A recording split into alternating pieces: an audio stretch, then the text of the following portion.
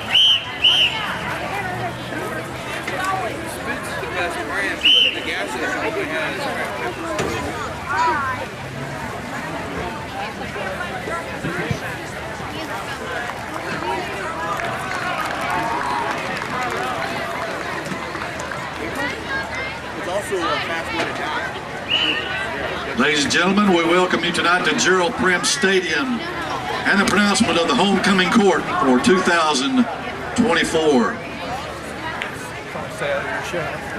Thanks. The princesses and queen will receive bouquets tonight from high school principal Brad Mohan and will be crowned by student body treasurer Jacqueline Banda. Student Council would like to thank Mrs. Arthur's floral design classes for providing tonight's arrangements and the roses presented tonight to tonight's nominees, as well as the girls' sashes and flowers given in this afternoon's pep rally. Thank you, Mrs. Arthur.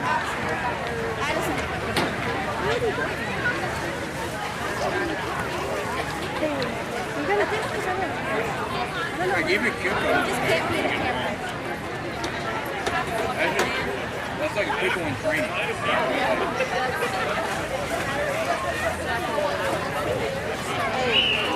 Now we'll meet the homecoming court. Out of the way. Tonight we present first Allie Crump.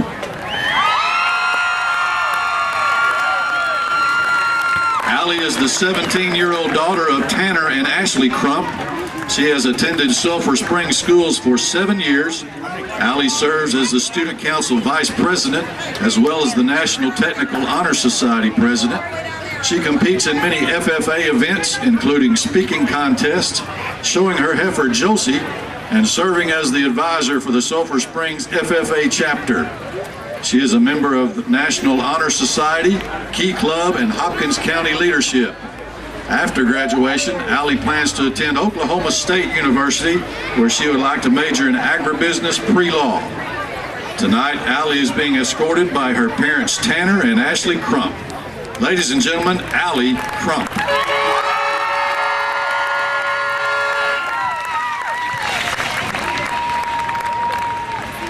Elena Johnson.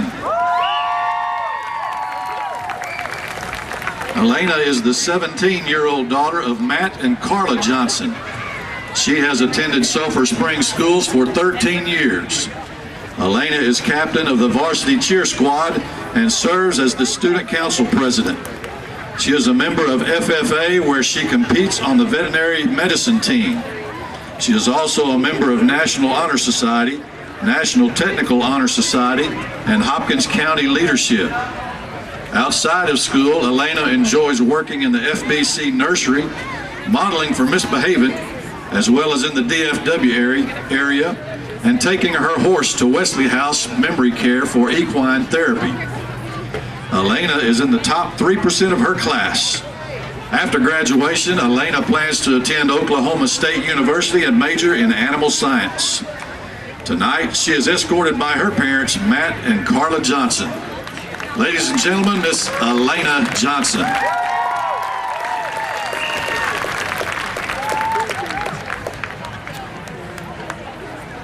Corin Young.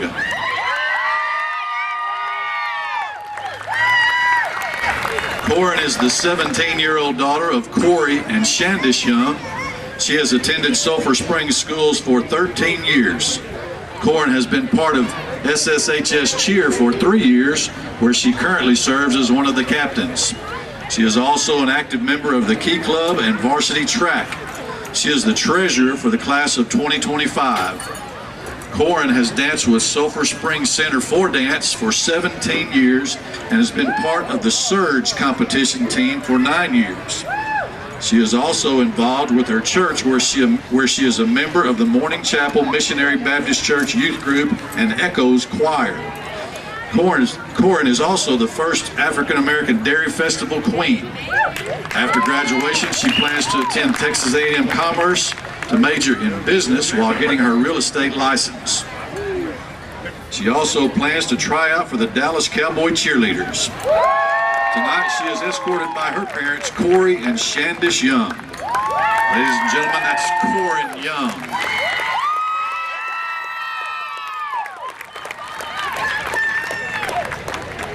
The generator wasn't working, but it's plugged into the business. Sadie Shutt. Sadie is the 17-year-old daughter of Brent and Kelly Shutt. Sadie has attended Sulphur Springs schools for 13 years. Sadie is active in Key Club, HOSA, FCCLA, where she competed at the state level for interior design. Sadie is a former SSHS cheerleader and competed with the East Texas Storm team at the Summit competition in Florida. In her spare time, Sadie is involved with the nursery at her church and dedicates her time in the summer to VBS and missionary work. Sadie also enjoys modeling for local businesses and working as a barista at Vita Bella. After graduation, Sadie plans to attend Texas A&M or TJC and hopes to become a dental hygienist. Tonight, she is escorted by her parents, Brent and Kelly Shutt. Ladies and gentlemen, Sadie Shutt.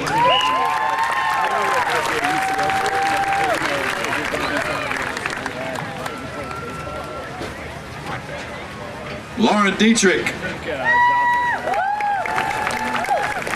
Lauren is the 17-year-old daughter of Jennifer and Ray Dietrich. She has attended Sulphur Springs schools for 10 years. Lauren is a defensive specialist for the varsity Lady Cat volleyball team. She's the secretary for the High King Club, is a member of Student Council, Key Club, and HOSA.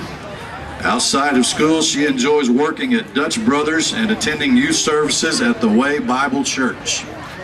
After graduation, Lauren plans to attend college, where she will major in kinesiology and minor in business, where she hopes to become a physical therapist and hopes to start her own practice.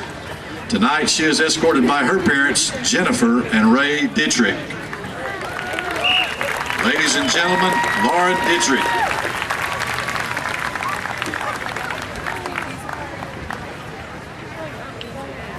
Damia Dugan.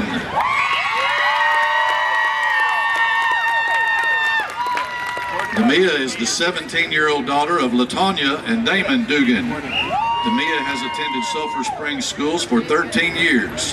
She is an active member of Key Club, Student Council, and is the chair of philanthropy for High King Club. She was a 2-year member of SSHS Cheer, where she received the All-American Award. Demia likes to serve her community by volunteering with her church, St. Luke Baptist Church. She also enjoys working and modeling for Marlene's Sasson class. After graduation, Demia would like to become an insurance agent and work for her godparents at Colonial Life Insurance. Tonight, she is escorted by her parents, Latonya and Damon Dugan. Ladies and gentlemen, that's Demia Dugan.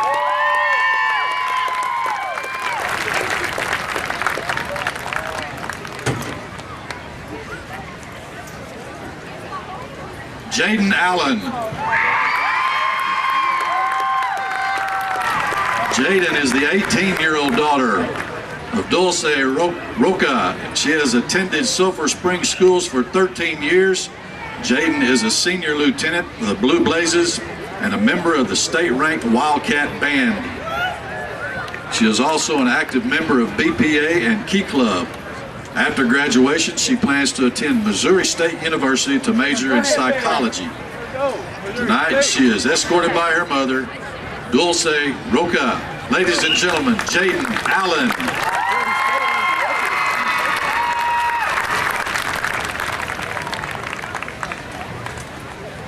JC Jasmer. JC is the 17-year-old daughter of Matt and Karen Jasmer. JC is an active member of Student Council, National Honor Society, National Technical Honor Society, and is a member at large for Key Club. She is one of the varsity cheer captains and a heavily decorated varsity track and field participant.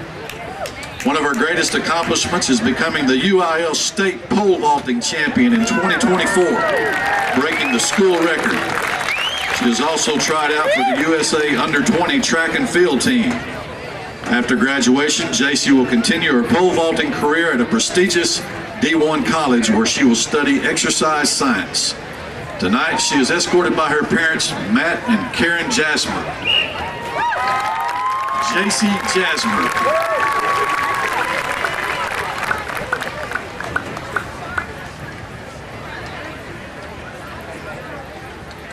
Laney Bankston.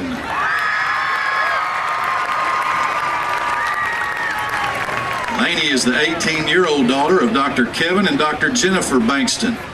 Laney is a member of Key Club, National Technical Honor Society, and serves as the Vice President of the National Honor Society. Laney is a member of the state-ranked Wildcat band, where she serves as chaplain of the band.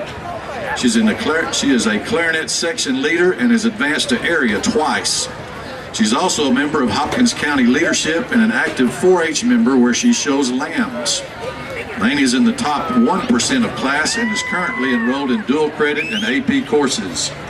After graduation, she plans to attend A&M Commerce, where she will major in nursing and minor in Spanish.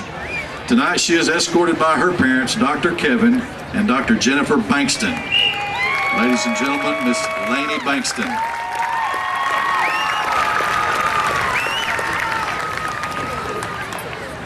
Trinity Martin. Trinity is the 17-year-old daughter of Lori and Don Martin. She has attended Sulphur Springs schools for 13 years. Trinity is a captain of the Blue Blazes and a current member of Hopkins County Leadership. She is the historian for the class of 2025, a member of HOSA and Key Club and Hopkins County Leadership. She is also the head pledge in HKK. Trinity is a 16-year member at Sulphur Springs Center for Dance, where she has received several solo champion awards.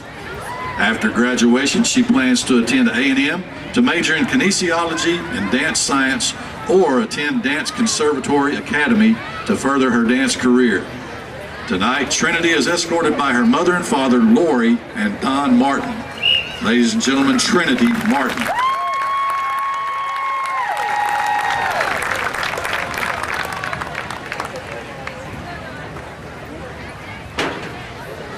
Ella Sant.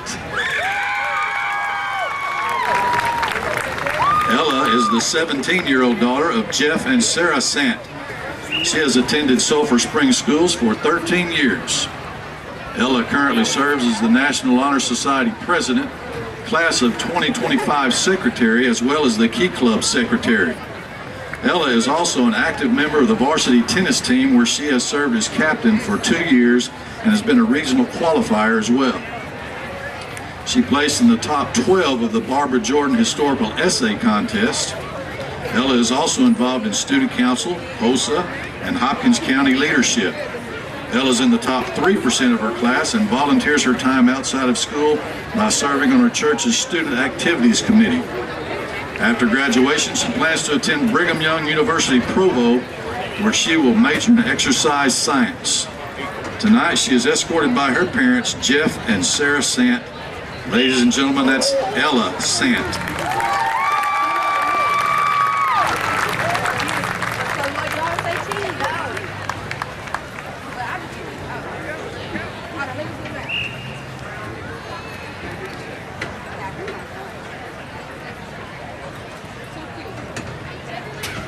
And now, ladies and gentlemen, as a result of votes by the student body, 2 princesses and 1 queen will be crowned.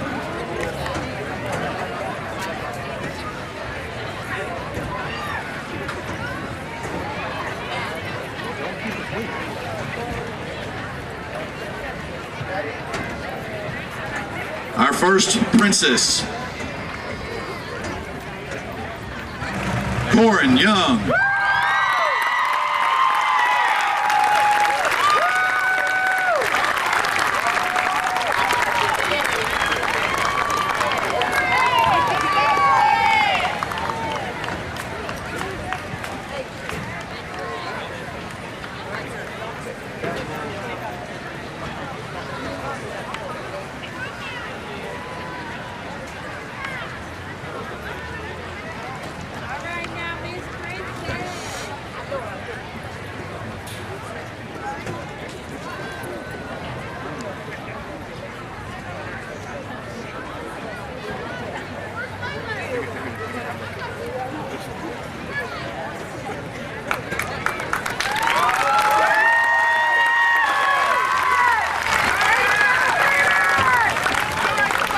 And our next princess is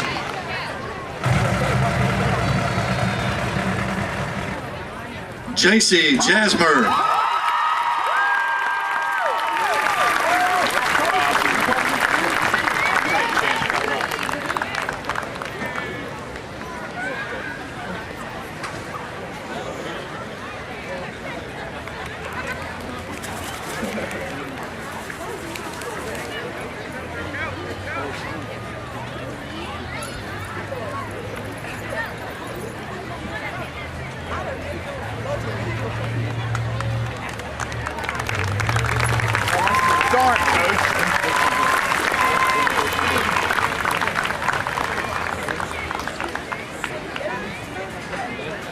And now, ladies and gentlemen, your Sulphur Springs High School 2024 homecoming queen is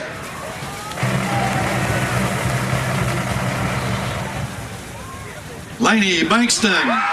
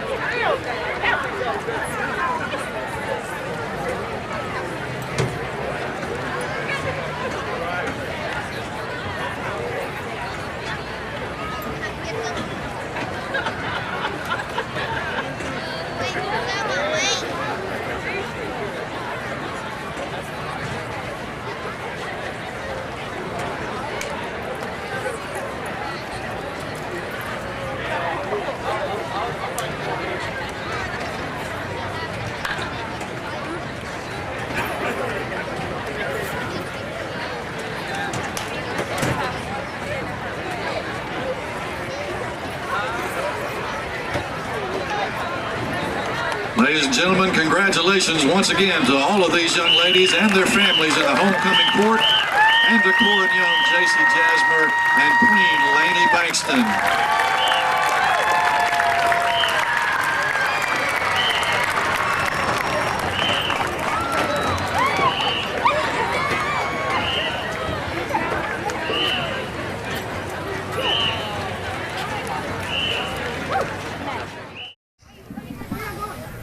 Well, good evening, everybody. I'm John Mark Dempsey, along with Tony Flippin tonight from Gerald Prim Stadium. It is Sulphur Springs Wildcats football once again on KSST. It is the homecoming game as the Wildcats take on the Bullard Panthers tonight. And Wildcat football brought to you by the Alliance Bank, Northeast Texas Farmers Co-op, Farm Country, Hooten Hardware, City National Bank, Wesley House Assisted Living, J. Hodge Chevrolet, Saputo Dairy Foods, Christus Mother Francis Hospital, Copy Products, and BT Medical. And halftime is presented by Galleon Insurance, Hall Oil, and Super Handy. Well, Tony Flippin, Wildcats come in here tonight 2-0. They have looked very good in the first two games against Mesquite Poteet and Greenville. I don't think any of us think that they have faced the stiffest competition in those first two games, however. That's correct. I know Poteet was fairly weak, and I didn't get to see that one, but what I heard and read and so forth pretty much matched up.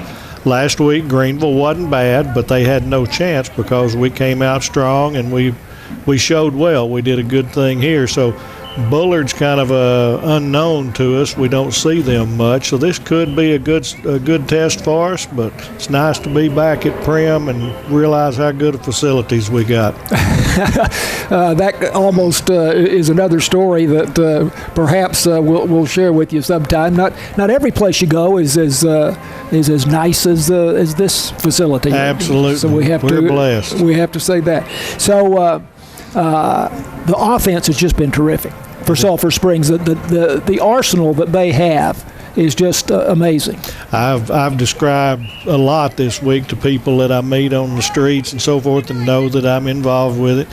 And I tell them, I said, I really wasn't that aware of what we've got right now. We've got 24 juniors unless the roster's changed, but these kids are loaded. We go about 10 deep with skilled people. We've got a line that some colleges would love to have, and so we got some players.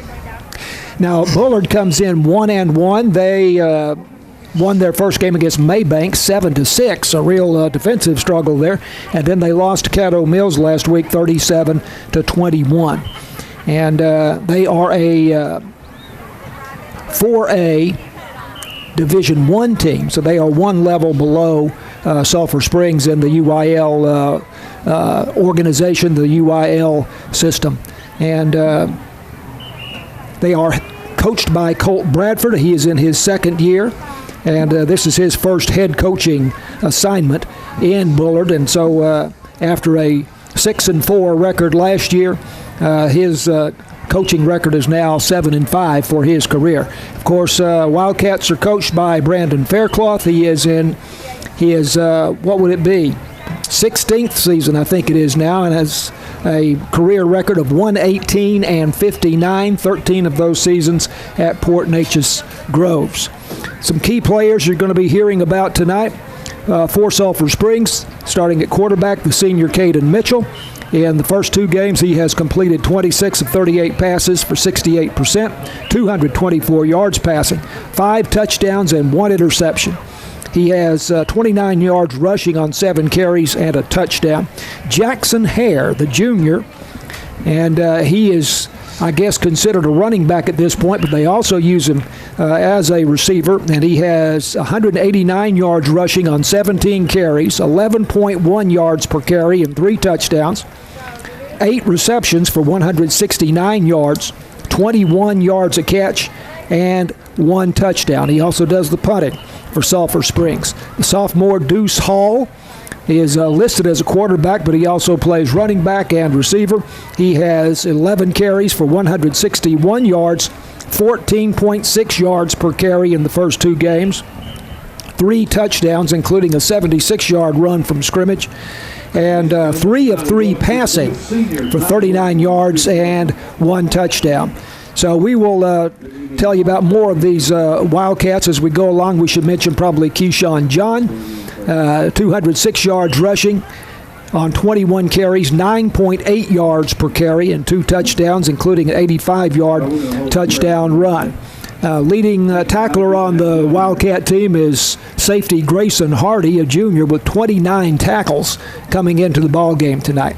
We should tell you that before we go any further that we have had the homecoming court presentation here this evening, and Lainey Bankston was named the homecoming queen, and they also name 2 princesses, and they are Corin Young and J.C. Jasmer. So again, Lainey Bankston, the homecoming queen, and Corin Young and J.C. Jasmer are the homecoming princesses here tonight. So we are just about perhaps 12 minutes away or so, thereabouts, from kickoff tonight against the Bullard Panthers, Sulphur Springs Wildcats, and the Bullard Panthers. We'll take a break. We'll come back and talk more about tonight's ball game when Wildcats football continues after this on KSST.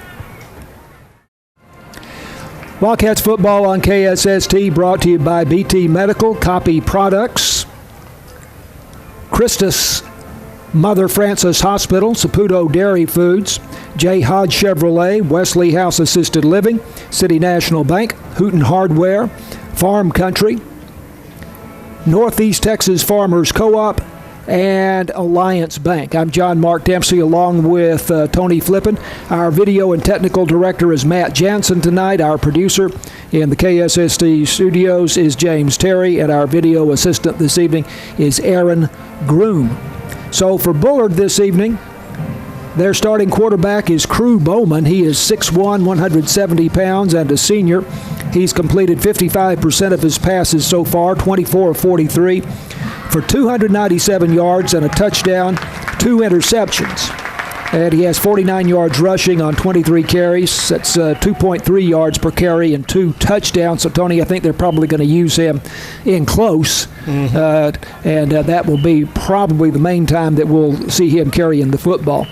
Their top running back is Luke Stiegel. He is a junior, 5'7", 165 pounds, 108 yards rushing on 26 carries, 4.2 yards per carry. Does not have a touchdown. He's caught 3 balls for three catches for 18 yards. The guy that on their roster caught my eye this week, Tony, is listed as a tight end, Campbell Pollack, and I typed his name incorrectly on my sheet here this evening, but Pollack, right, is correct. W-L-A-K. 6'6", 215 pounds. That's a grown man. He has caught 5 balls for 51 yards and carried somehow. I think they probably they list him as a tight end, but they may use him as an H-back. And so he's carried 3 times for 25 yards. That could create some matchup problems for the Sulphur Springs defense, 6'6", 215 pounds. Good, because we're not overly large and our line is even not large, but we're quick and not solid and big. So, yes, could be a matchup. Hendrick Smith has caught 3 passes for 26 yards and a touchdown for Bullard. They have several players who are basketball players as well. Hendrick Smith, that we just mentioned, is a point guard in basketball. Campbell Pollack, the big fella, 6'6", 215 pounds, is a basketball player and center on the basketball team. So no particular surprise there. Our officials tonight come out of the Tyler chapter, and the referee is Kurt Kitchings. The umpire is Jonathan Pruitt. Linesman is Emmanuel Brown. The field judge is Carson Plunkett. The head linesman is Derek Colbert. The side judge is Levi Thornton, and the back judge is Brandon Peterson tonight. And we are just about to have the coin toss here, although I don't see the Bullard captains lined up over on the opposite side. We do have the Sulphur Springs captains. Wildcats, by the way, tonight are wearing black jerseys. Tony, have you seen those Have not before? seen those. I can't tell if that's black or just deep navy or... Well, I was on the field. They sure look black. I was on the field before the game. I do believe they are black. Now, it could be that they're dark navy blue. I think you're right. So, captains tonight for the Wildcats, Barrick Thessing is one of the captains, also Ty Bybee, and also Caden Mitchell, the quarterback for the Wildcats. He will also be a captain. And now I see the Bullard captains lining up over on the far side. Bullard's uniforms, Tony, you have to go back a ways, but they remind me a lot of the New England Patriots in the 70s. Exactly. Good, that combination. Red, white, and blue with white headgear, white jerseys, and red numerals outlined in navy blue and red pants. So, yeah, they look like the New England Patriots from that 70s era. So we will have the coin toss here and see how that goes. You mentioned a minute ago about a couple of them being basketball players. My knowledge of Bullard is more that they have been in the past more of a basketball school. I did a lot of calling for them in tournaments down in East Texas and all, and their football program took a back seat, so it'll be interesting to see. They've got decent numbers. It'll be interesting to see what they put out here.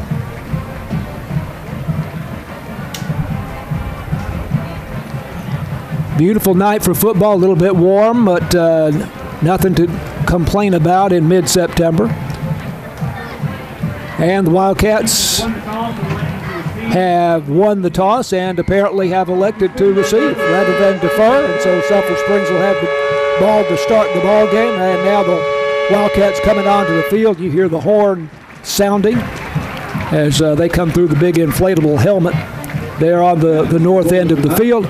And, of course, Bullard has their own inflatable that says Panther Pride, and they are now coming out onto the field. That coin toss choice makes me feel like that Coach Faircloth feels like he's got the better team tonight because he's not worried about that third quarter getting the ball for the second half. He wants to set the tone on offense right off the bat. If you take it down and score like we did last week, then that's a good choice. Great observation.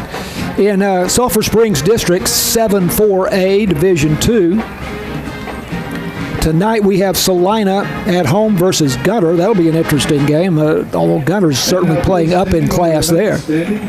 Lake Dallas at home against Kaufman. Aubrey at Brock. There's another interesting matchup. Paris at Van Alstyne. Community at Sanger. And Saturday, Frisco Panther Creek will play at Fort Worth Southwest. Here's our national anthem from the Sulphur Springs High School Band. I beg your pardon, this is the invocation. Please keep all these players safe, keep our players safe, keep Bullard's players safe, and let this game be fun and everyone have a great game. In Jesus' name, amen. And now momentarily we'll have the national anthem played by the Sulphur Springs High School Band from Gerald Prim Stadium in Sulphur Springs.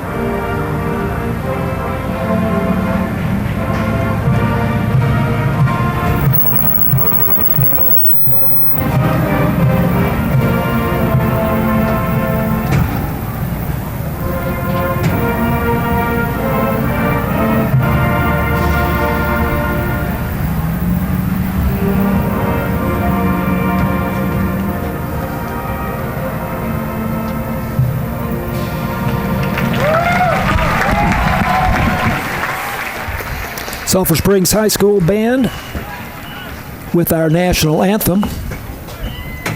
Ladies and gentlemen, the Sulphur Springs. To go back to the district, 7-4A Division II, every team in the district, Tony, is 2-0 except Community, which is 0-2. But everybody else is off to a 2-0 start. That's not a big surprise to me. The one surprise, or the closest to a surprise, is Paris, because they beat Pleasant Grove 7-6 in Paris last week, and Pleasant Grove is a perennial semifinal, quarterfinal. Yep. They usually go 2 or 3 rounds deep. So I talked with Chad Hellberg, and he said they played a really good ball game. So that's not shocking, but that shows we got to look for everybody in our district.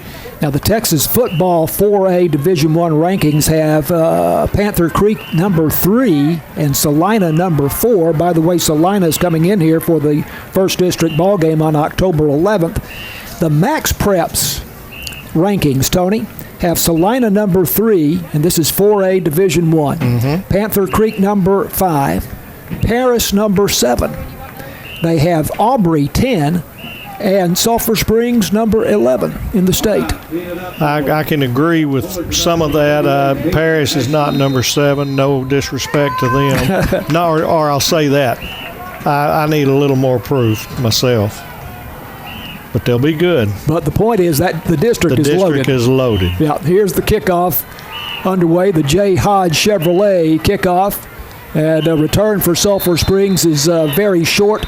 It was a short kickoff to the 25-yard line out to the 28-yard line. I thought I'd heard a whistle there, but maybe not. Somebody's blowing a whistle. Your blue blazes down there. Okay, that was James Johnson, and he went east and west instead of going north-south. So pretty good coverage by the Panthers, and we set up shop at the 28-yard line, heading dead center of the field. No wind at all tonight, so it doesn't matter which way we're going yet. Sun has set now, and the field completely under the lights. No shadows on the field except what do come from the light. So the Wildcats on first down. Play action pass. This is complete to the far side in the flat to Jackson Hare, and Hare using his blockers there. Gets a nice Hardware game. First down. Yep. First play of the game. We're going to just have to call Jackson Hare slash, because there's nothing. They had that boy for the Pittsburgh Steelers for years that could do it all, and that's what they called him. Well, there's nothing I hadn't seen Jackson can't do yet. He's a football player. Right. He lines up in the slot this time. In fact, it's an empty backfield, 3 wide to the right and 1, 2, and 2 to the far side. Snap is to Caden Mitchell in the shotgun, and a quick pass to the flat over on the far side. And again, that's Jackson Hare who makes the catch. And he's up to the 45-yard line for a gain of about 6 yards. It's a good route, good pass. Mitchell has done an outstanding job of controlling the offense. He doesn't get excited, and he's very efficient. With only 12 incompletions for the year. I've been very impressed with him. We call this 2nd and 5 from the 44-yard line in Wildcat territory. First possession of the ball game. Caden Mitchell in the shotgun, takes the snap, fakes the handoff to Jackson Hare, swings it out. Pass is complete into Quinn Harris. Into Bullard territory, and yes, it is. That is Quinn Harris, who had the touchdown on the option pass from Deuce Hall last week. That's another Hooten Hardware first down. I've worked hard on that this week. I'm working on it too. Hooten Hardware first down at the Bullard 47-yard line. 2 first downs now on this drive for Sulphur Springs. Bullard showing blitz here, and I heard a whistle. Going to call Sulphur for procedure. 14 out there says that was on him. That'd be Chris Adams. He was on the end, and we had a hard count.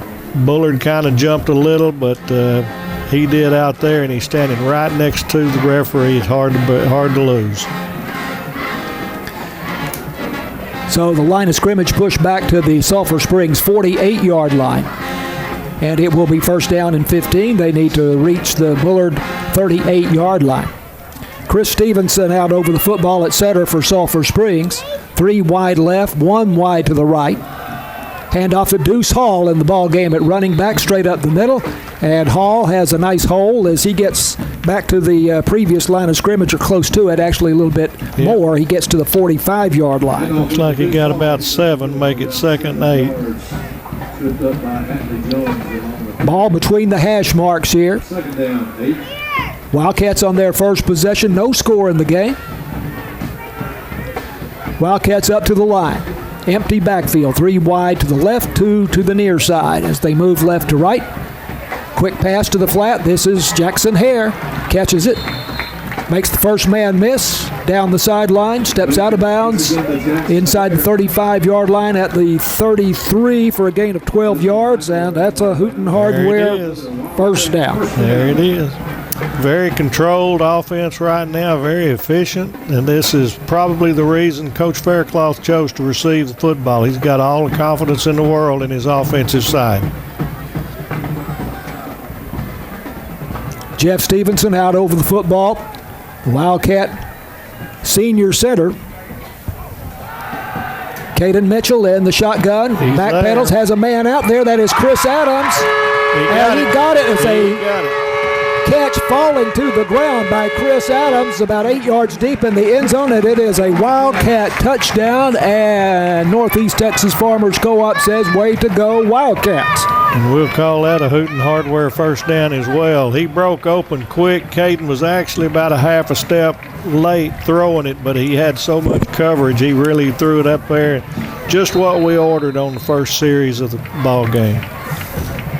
Chris Adams, 33-yard touchdown pass from Caden Mitchell. That's the first touchdown reception for Adams, and that is the 6th touchdown pass for Caden Mitchell. Here's the extra point attempt by Eric Rodriguez, and it is good, and the Wildcats lead it 7-0 with 9:49 left to go in the first quarter. This is Wildcats football on KSST. 72-yard drive in 6 plays for Sulphur Springs. The 33-yard touchdown pass from Caden Mitchell to Chris Adams. I believe that's Adams. No, he had a touchdown last season too. He had one in the 23 season. Here is the J. Hodge Chevrolet kickoff by Eric Rodriguez, and it lands at about the 10-yard line and bounds into the end zone for the touchback. And it'll be first down for Bullard. That's different from our norm of directional kick landing about the 30-yard line, but it proves that we can kick it deep. That gives teams something else to practice on during the week. Start 1st and 10 at the 25 going out. And the Bullard Panthers taking the field now on offense for the first time. Crew Bowman is their quarterback. Luke Stiegel, their top running back, and he's in the ball game. We have a H-back behind the right tackle, first down play, and on the first down, they give it to their top ball carrier, Luke Stiegel, over the right side, and he struggles to pick up 2 or 3 yards out to the 29-yard line. Good job of gang tackling by the middle of the Wildcat line. That was just sort of a power play, and they all held together. Minimal gain. Make it the 28, so it's a 3-yard gain for Bullard, 2nd down and 7. Sulphur Springs leading 7-0. Just over 9 minutes left to go in the first period. Bullard with its first offensive possession. They're moving from right to left on the artificial turf at Gerald Prim Stadium. And Bowman fakes the handoff, keeps it himself, comes to the near side and shakes free, gets across the 35 up to the 37-yard line, and that'll be a first down for Bullard. He got as far as he could go, and then he got on the ground. He didn't want any part of a big hit. Grayson Hardy with the tackle, and he leads the Wildcats with 29 tackles in the first 2 games. Had 123 tackles in the 23 season. Son of Wildcats assistant coach Stephen Hardy. Looks like Bullard's got their version of Vincent Johnson Jr. by the tight end. He's a good head above everybody. He's right by that left tackle, Yeah, but he's still got him. Who we were talking about before. That's the Campbell. big boy. Campbell Paulak. First down play. Handoff goes to Stiegel off right tackle. Got about 9. Crosses the 40, crosses the 45, up to the 46-yard line. Yeah, for a gain of 9 yards, second down and 1 for Bullard. That one opened up pretty good. I think they pulled a little bit, did a little misdirection, and it vacated the defense. We'll adjust. The Panthers moving to the north end zone at Gerald Prim Stadium. Like most high school teams and really most college teams, they run out of the spread.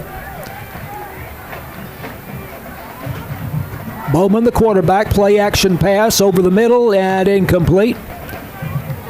Looking for a receiver at about the 30-yard line in Sulphur Springs territory, and that is Sam Jordan. But it'll be third down and 1 for Bullard at the 46-yard line. They tried to pop that one a little bit. He got it, made a little bit of a fake, and then tried to hit a post pattern over there, but wasn't any timing, and he was never even close on his throw. Campbell Paulak, the fellow that Tony was referring to a moment ago, 6'6", 215 pounds, tight end. Third and 1. And they give it to Luke Stiegel over the right side, and Stiegel lowering his shoulder, showing some power there, is up to the 50-yard line. In fact, he crosses the 50 to the Sulphur Springs 49-yard line, and that's a first down for Bullard. So they're moving the ball, Tony. Yeah, they're moving it a little bit. It appears so far, though, they're not very dependent on the pass, and if that doesn't change, then we'll start creeping up a little bit. I think they're going to have to prove they can put the ball in the air to keep us honest. So that first series for everybody is feeling out period. Wildcats leading 7-0. 6:54 left to go in the first period. This is the first possession for Bullard. Crew Bowman, the quarterback, in the shotgun. Handing off again between the tackles they go, and this is a good gain across the 45 to about the 44-yard line. Yep, about 6 yards. He's not tall, so he's getting underneath the pads right now, and he's got good leg action driving us back. So that's Luke Stiegel on the carry to the Sulphur Springs 43-yard line. And it looked like to me Giovanni Solis on the tackle there, the defensive tackle for the Wildcats. Yep, he got him early, but it took him a few yards to ride him down. So that is a gain of, scoreboard says 6, and says second and 4 is what it says, but it looks, I guess that's right. It's 4. We'll call it second and 4. Yep. Time for a little bit of a stand here.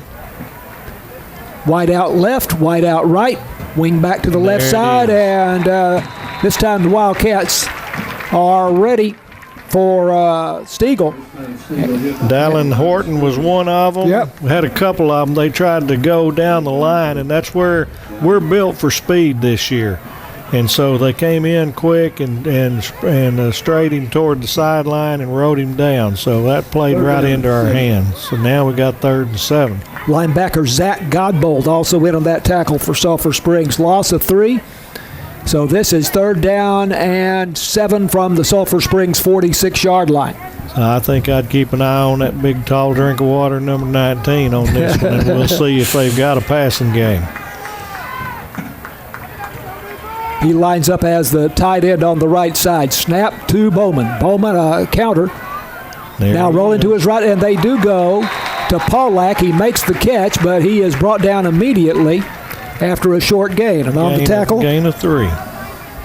Alex McCormick, the linebacker, and also Alex King, another linebacker. And so it is going to be 4th down and 4 for Bullard. And it looks like a punt is coming for the Panthers here. That kind of surprises me a little bit, but they are pretty close to midfield. But that play wasn't made to get 7 yards because tight end running to the sideline is not going to outrun us. All of his receptions so far have been very short. Here's the punt for Bullard by Dylan Ayers, and it rolls down the sideline over on the far side and out of bounds at the Sulphur Springs 5-yard line. There again, I harp, and that one might not have been catchable, but I always harp on we've got to catch the punt. On turf surfaces, they really roll. It's a 38-yard punt, but expertly sent out of bounds inside the 10-yard line at the Wildcat 5.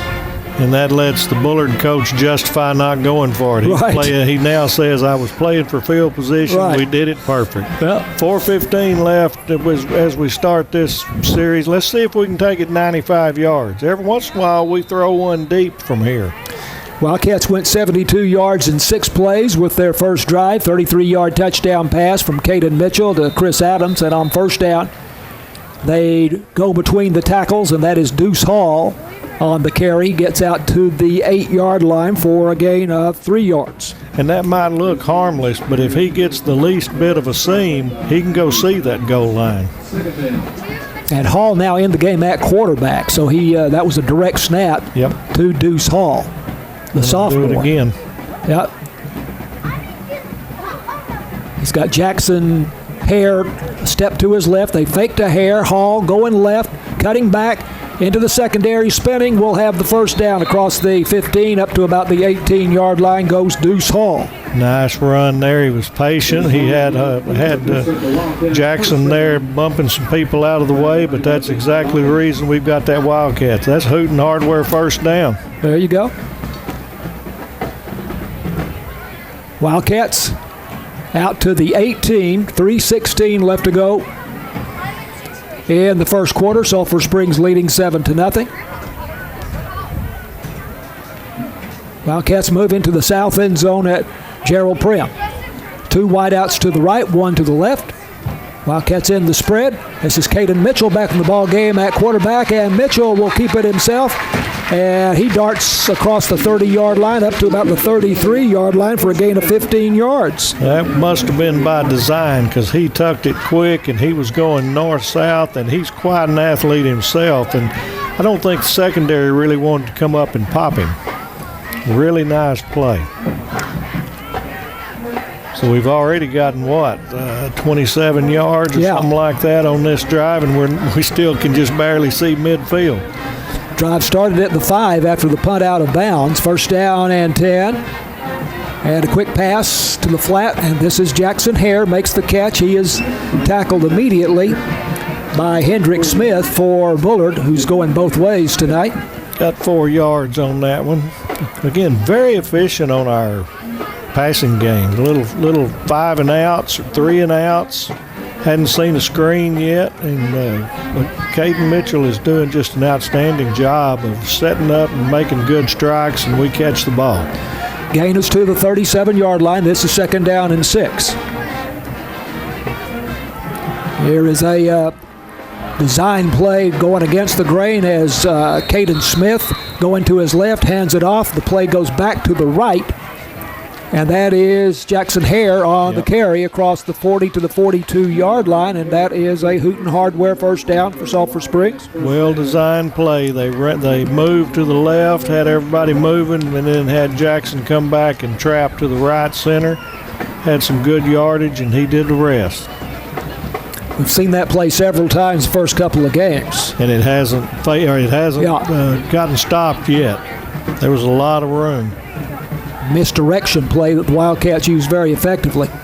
Caden Mitchell, play action pass over the middle, and this one is caught, and this is Jackson Hare. He's on the loose at the 30, at the 20, down the sideline, 10, 5, touchdown.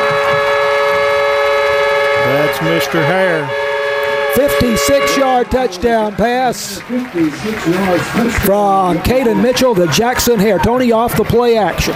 Yep. But he was just a wide open post. There was nothing there, and he just showed that he is such an athlete.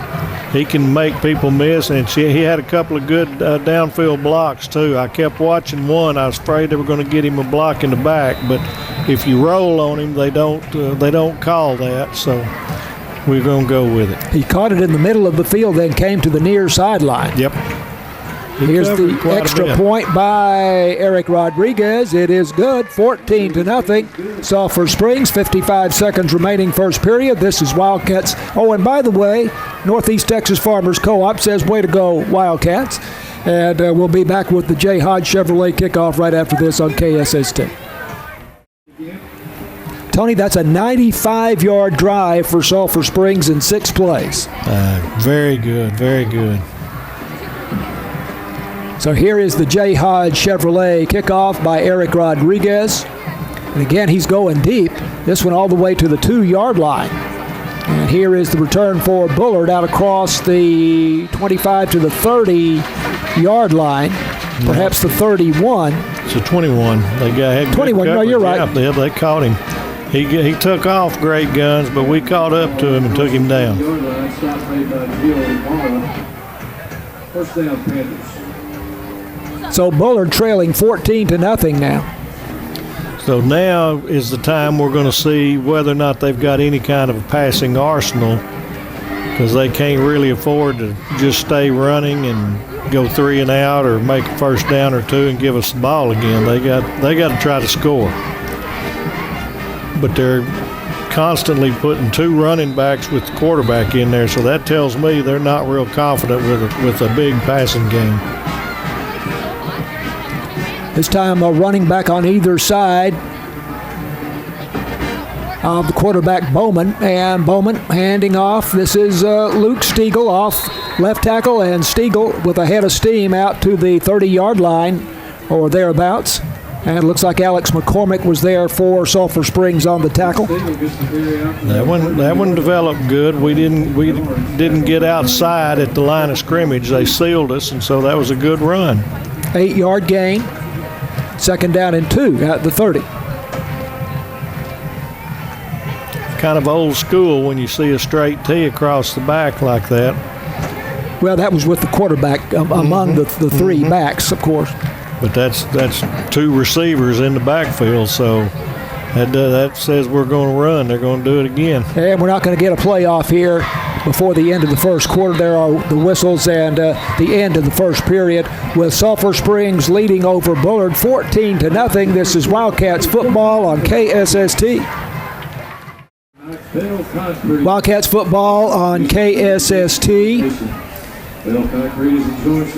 I'm John Mark Dempsey along with Tony Flippin. Second quarter just about to get underway. The Wildcats are leading 14-0 here at Gerald Prim Stadium on homecoming night.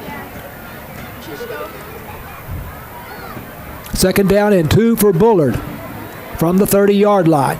And they keep it on the ground off left tackle, close to a first down here. As their workhorse here, Luke Stiegel picks up 2 yards, and he will get the first down. That was number 76, Giovanni Solis tackled him right there. Yep.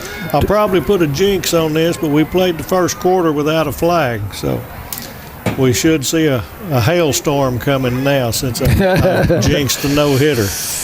But they're just letting them play ball, and so far the Wildcats are telling everybody how they're going to play.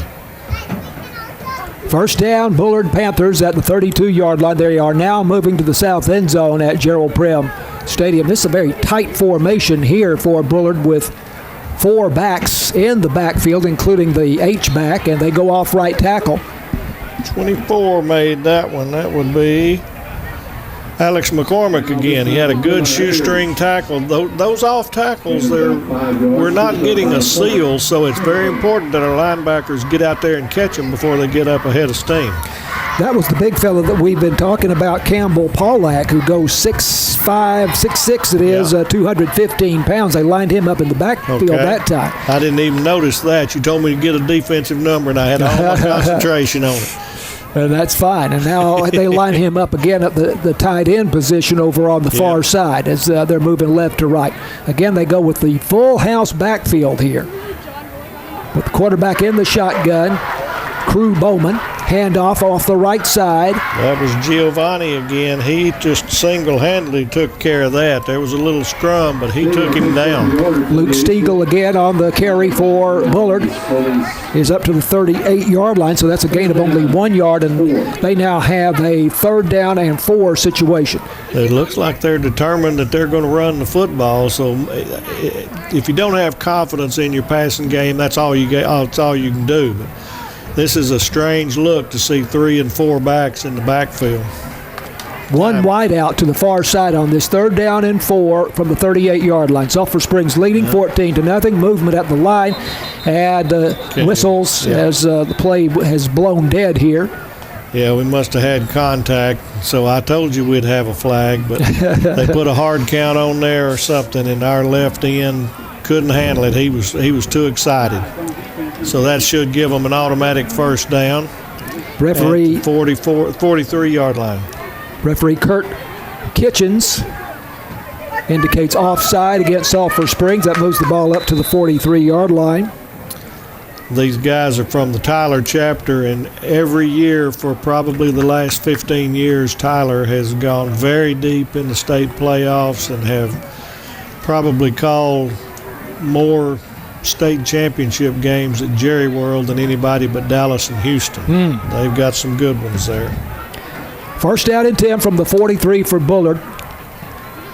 The Panther 43. And a handoff going wide. And picking up a nice gain here for the Panthers. This is, for the first time, Dylan Ayers on the carry, and he crosses the 50 to the Sulphur Springs 45-yard line.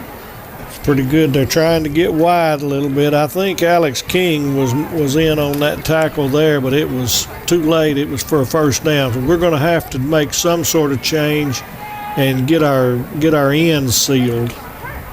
As tight as they are, we're going to have to put somebody a little bit outside, make sure they make them go toward our people. Creed Wisenhunt also in on that tackle for Sulphur Springs. First down and 10 for Bullard at the Sulphur Springs 45-yard line. Crew Bowman handing off. This time they are met with full force at the line of scrimmage by the Wildcat defense there, and Alex McCormick is the first guy I see coming up off the pile, and also Dallin Horton in on that tackle for Sulphur Springs. No gain. Number 90 lost his helmet. We don't have anybody, or I don't know, a 90 on our roster, but he's a pretty good-sized young man. I've got Jacoby Arsenault. Okay. A junior down lineman for Sulphur Springs. So second down and 10 at the 45-yard line in Wildcat territory. Wildcats lead at 14-0. 7:54 left to go in the first half. Homecoming night at Gerald Prim Stadium. Again, one wide out, 3 backs in the backfield along with the quarterback, Bowman, and this time they get outside of the Wildcat defense here, and that is Crew Bowman, the quarterback, on the keeper. Little bootleg around the left side, and he is all the way to the Wildcat 31-yard line. That's where our speed and anticipation hurt us a little bit. They'll run 2 or 3 plays with that loaded backfield, and they'll run to the strength, and all he did there was pull it and go. And he knows how to run the football, so a good game. A good play on that one for him. So first and 10 at the, looks like 31. Right. 14 yards on the game by Crew Bowman, the Panther quarterback.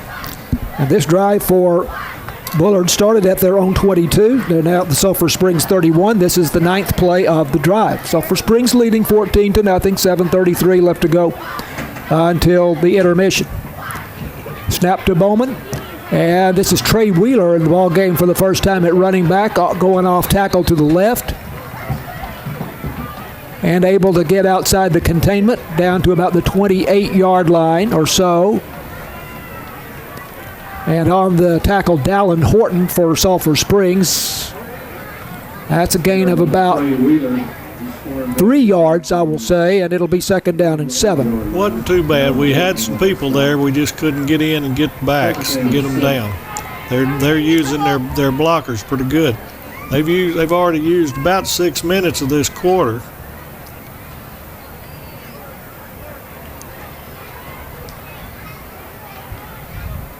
Ball's on the far hash as they move from our left to our right on this second down and 7 play.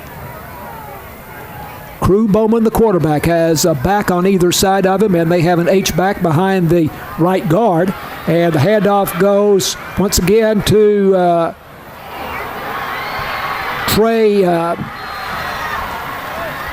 This is for Bullard and Grain all the way down inside the 5-yard line, and it is Trey Wheeler on the carry as he broke it to the outside there, Tony, and was shedding tacklers and all the way inside the 5-yard line at the 4 for first and goal.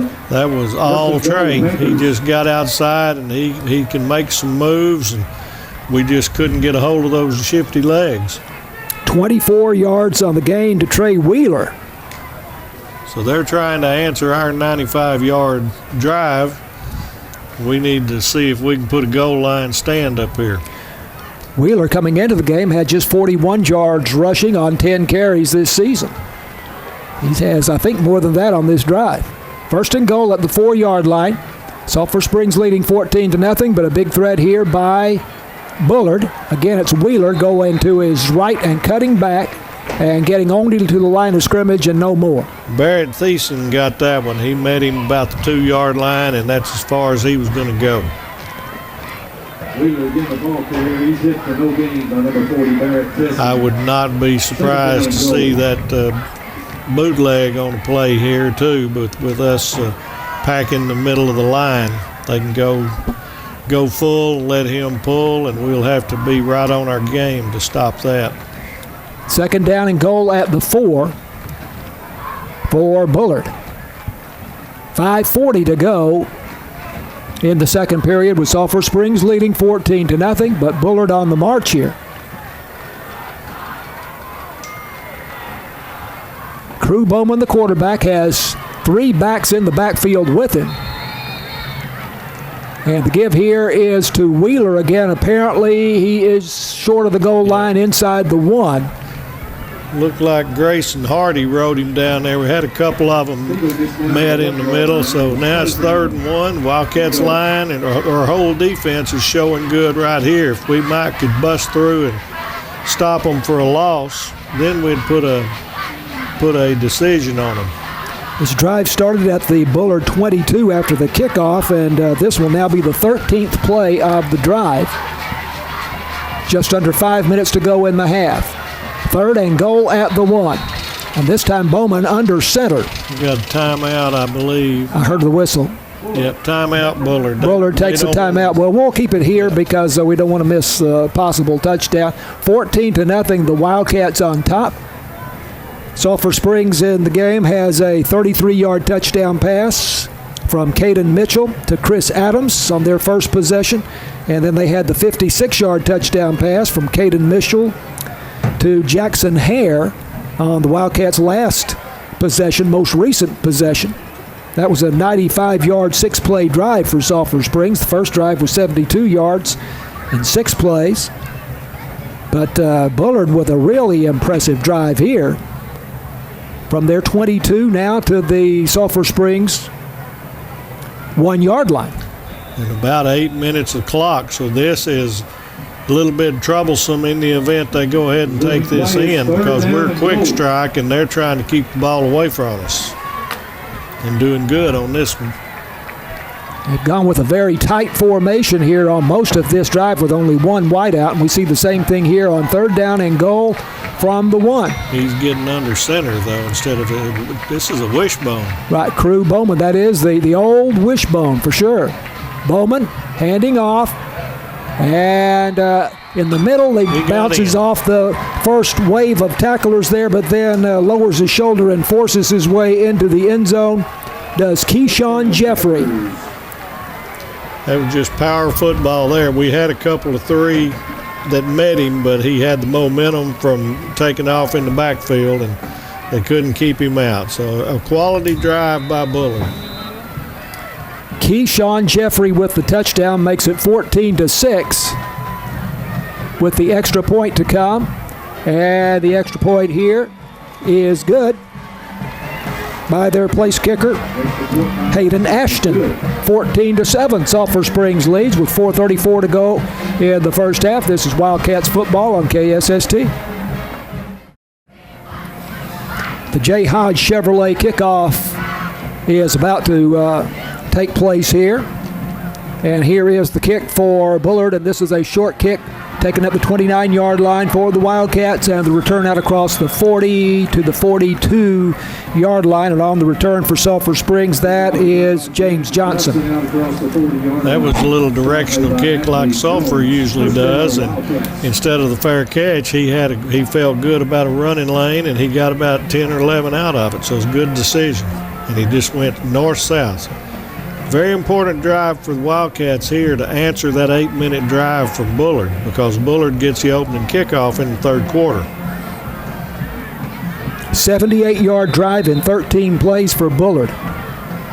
Big play on the drive, a 24-yard run by Trey Wheeler. Here's a bubble screen to the far side, and this one goes to Drew Hall, and Hall breaks it down the sideline into Bullard territory inside the 30-yard line to the 29-yard line. Very nice, just a little straight out on swing pass, and had some good downfield blocking and good running. That's a Hooten Hardware first down, and just like opposite of Bullard, we're a quick strike, and we take nearly half of the field on that one play. 28 yards on the gain to Drew Hall. And the Wildcats on the move here, leading 14-7, just under 4 minutes to go in the second period. Empty backfield, 3 to the left and 2 to the right. Caden Mitchell moving in the pocket, throwing downfield, complete inside the 20-yard line on the catch. Number 18. And, yeah, that is Jamorian Jeffrey. Again, makes the catch. Such good patience from Mitchell, and then delivering a strike. I'm not going to say it. I'll jinx it. Very, very impressed with him, but he's done a good job. And again, we're already knocking on the door, and there's 3:30 left. 12 yards on that gain. Hooten Hardware first down, I believe. You are so right. 3:22 to go in the second period. Caden Mitchell has a back to his left. That is Keyshawn John. John between the tackles, keeps his feet moving. It looks like he got about 6 or 7, and so that's a great job. He is down to the 10-yard line for a gain of 7 yards. Because that's not a very big young man there, but he was determined, and that line showed off. I mean, we've got such a quality line. From this point, I think we could just say we're going north and get there. It's a gain of 8 yards for Keyshawn John running in traffic, Tony. Mm-hmm. And but just shedding tacklers along the way. We've got a lot of beef on that line. We'll give you the personnel of the offensive line here in a moment or two as we get the opportunity. This is second down and 2. Caden Mitchell, play action pass, moving in the pocket. May scramble, still on his feet, now is taken down for a loss. Lost a couple. Good patience, but that was a cover sack there. Bullard must have done a good job on the receivers. Caden did a really nice job. He got out of about 3 different tackles, but they had that last one got him. Jonah Hunter, defensive back, made the tackle. He had 10 tackles coming into the ballgame. So this is third down and 6 for the Wildcats. Leading 14-7, 1:55 to go until halftime at the Bullard 12. Caden Mitchell in the shotgun. Jeff Stevenson is the center, snaps it to him. Keyshawn John to his left. You hear the whistles as the play gets underway, and there's a flag down. And this is a false start against Sulphur Springs. So that'll push the ball back to the 17-yard line. Yep, going the wrong way. I'm kind of surprised because that's a big play right there, and Jackson Hare is nowhere to be seen. I would think that he would be there, and here he comes. They must have heard me talking. Put him, no offense to Mr. Johnson, but I'd put Jackson Hare in there just as long as he's got some wind in him. Third down 11 after the penalty step. 3rd and 11. This will be interesting to see if we're going to play it as 2 plays to get to first. Need to get to the Bullard 7-yard line. Plenty of time on the play clock here at 12. Caden Mitchell looking to the sideline, whistle, and Sulphur Springs has elected to take time out. So with the Wildcats leading 14-7, 1:15 left to go in the second period, this is Wildcats football on KSST. Third down 11 play coming up for Sulphur Springs. Tony, that offensive line you've been talking about, Vincent Johnson, 6'5", 315 at left tackle. Aiden McCarroll at left guard, Jeff Stevenson the center, Josh Lopez the right guard, and Zach Brown the right tackle for the Wildcats. I imagine the run of that line would be the biggest on most other lines. So it's a quality line. I'm making the call right here of a Jackson Hare touchdown. They got him in the backfield, so he's got to come out, but he might run a little bubble screen or something like that. We'll see. Wildcats have one right, one to the left, H-back behind the left tackle, play action pass, throwing, and off the hands of the receiver intended. That was Wyatt Watson. Yeah, at the 5-yard line. So this would appear to be a field goal situation. Yep, I would assume that, but I hadn't seen them send them out there yet. No. I'd take 3 here. 4th and 11 at the 17-yard line, and no indication that the field goal unit is coming onto the field here. Noella can't run the clock down because it's incomplete. That still was a good pass thrown by Mitchell. Watson just couldn't quite pull it in. It was thrown where only he could catch it. 4th and 11 from the 17-yard line. Caden Mitchell in the shotgun has a back to his right. Play action, feeling the pressure, stepping up, throwing into the end zone, back of the end zone, incomplete. Intended for Chris Adams, who had the touchdown early in the game, but could not connect this time, and the ball will go back over to Bullard with 1:02 left to go in the half. I don't even think that Campbell Pollack could have gotten that one, but Mitchell had moved up. The offensive line did a good job with protection. He had some time. That was another cover sack, but or not sack, but he went as long as he could and had to throw it. But he did a good job of only his guy could get it. So no points there. There's only 1:02 left, so just keep them out of the end zone, and we'll go to half with some adjustments. Key play on that series there was when the Wildcats had reached the 9-yard line, and then they got through to bring down Caden Mitchell for a loss. Yep. I believe that was on first down, and had a hard time getting that back. Yep. I think we were a little conservative on that one, but we didn't run either. We passed the whole time, and it was short. Fake handoff here on first down, and the quarterback, Crew Bowman, keeps it for Bullard and gets up to the 19-yard line. Blaine Allen on the tackle there. I couldn't see who else might have helped him, but Blaine was in on it. 40 seconds to go in the half. I don't think you're going to see them do anything crazy. I think they're probably going to run one play and let it go. They have 2 timeouts.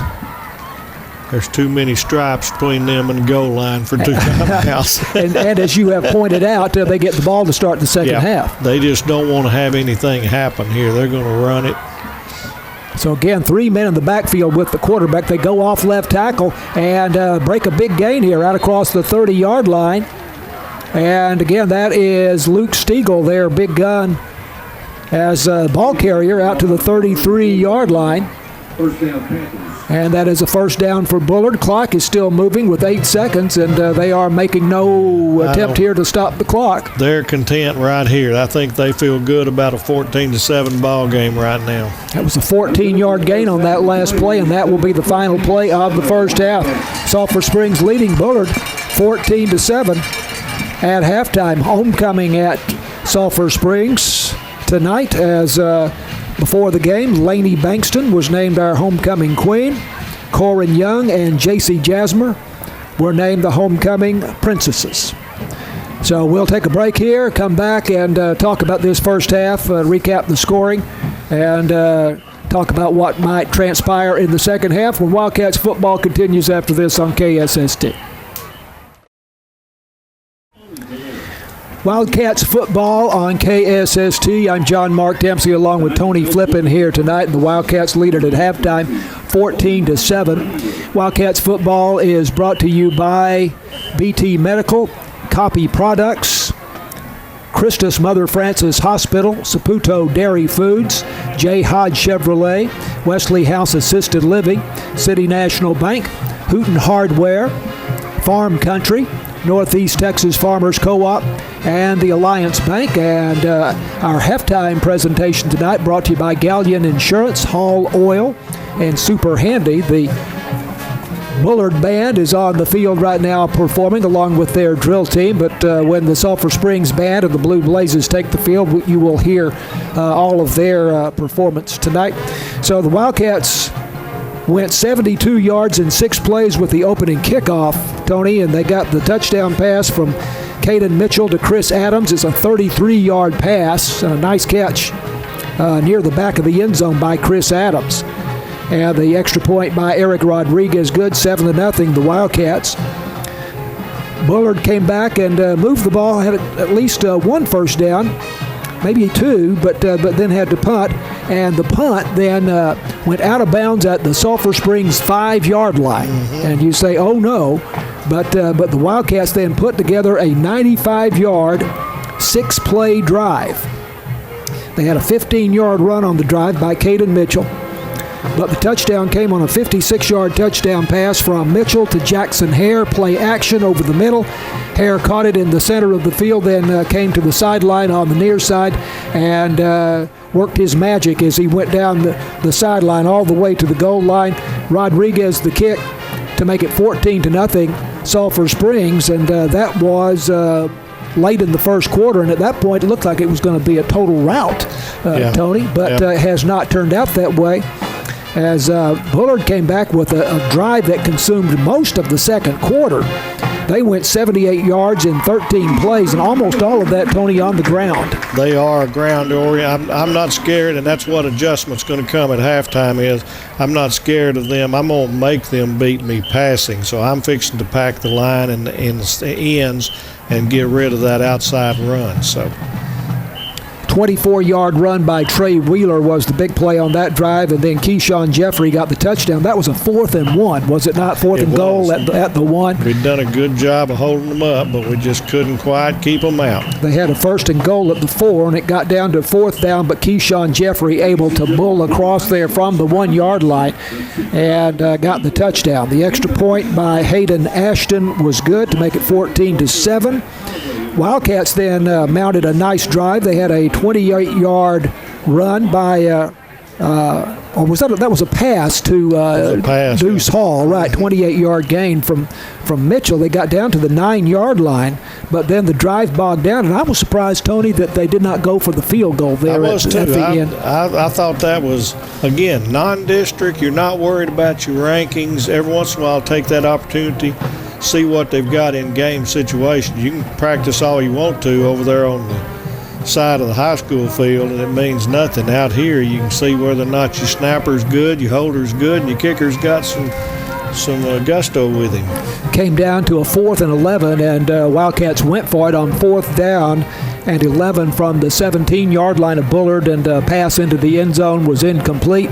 And then Bullard ran out the clock there in the final 2 plays. So we are at halftime, and Sulphur Springs leading over the Bullard Panthers 14-7. Sulphur Springs coming into this game with a 2-0 record. They defeated Mesquite Poteet in the first game 68-17. They beat Greenville last week 41-20.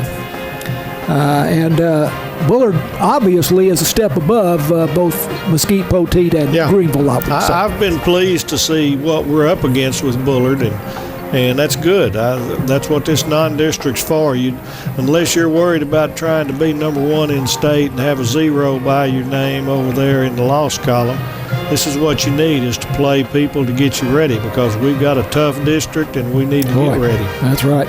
Bullard beat Maybank 7-6 in the first week. They lost to Caddo Mills last week 37-21. Wildcats next week at Mount Pleasant, and they will be moving up in class there against Mount Pleasant as a 5A Division II school. They lost to Mount Pleasant last year, but Mount Pleasant has started 0-2.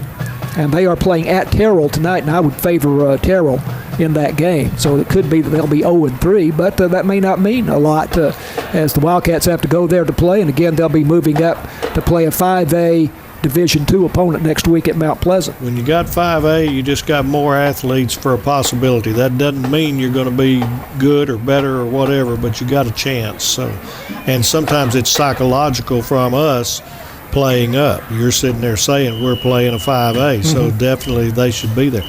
may not be the case at all. Let's talk a little bit about Sulphur Springs Lady Cats volleyball under head coach Bailey Dorner. They are 17-9 on their season, and they beat Quinlan Ford 3-1 on Tuesday night. And this coming Tuesday, they'll be on the road at Prairie Land, which typically has pretty good volleyball and girls basketball programs. Next home game for the Lady Cats is versus North Hopkins next Friday at 4:30. But again, they'll be on the road Tuesday night at Prairie Land. Well, it is 14-7, Sulphur Springs leading at halftime here over the Bullard Panthers. Halftime presentation tonight is presented by our friends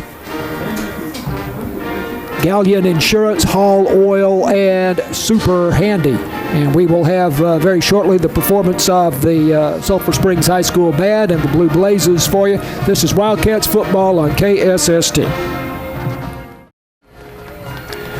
Wildcats football on KSST. I'm John Mark Dempsey along with Tony Flippin.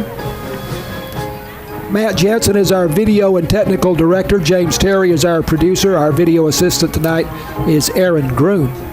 And the Wildcats lead it at halftime by a score of 14-7. Tony, let's talk a little college football. Last night, the college season got underway with Texas State playing at home against Arizona State. That's a big game for Texas State to host Arizona State, and they played a really good game, but I don't know if they want to think in terms of moral victories, but Arizona State won that game last night 31-28. They had a little controversy on that, too. That was a lead story of ESPN today because we had a little home cooking on the clock down there at San Marcos. Oh.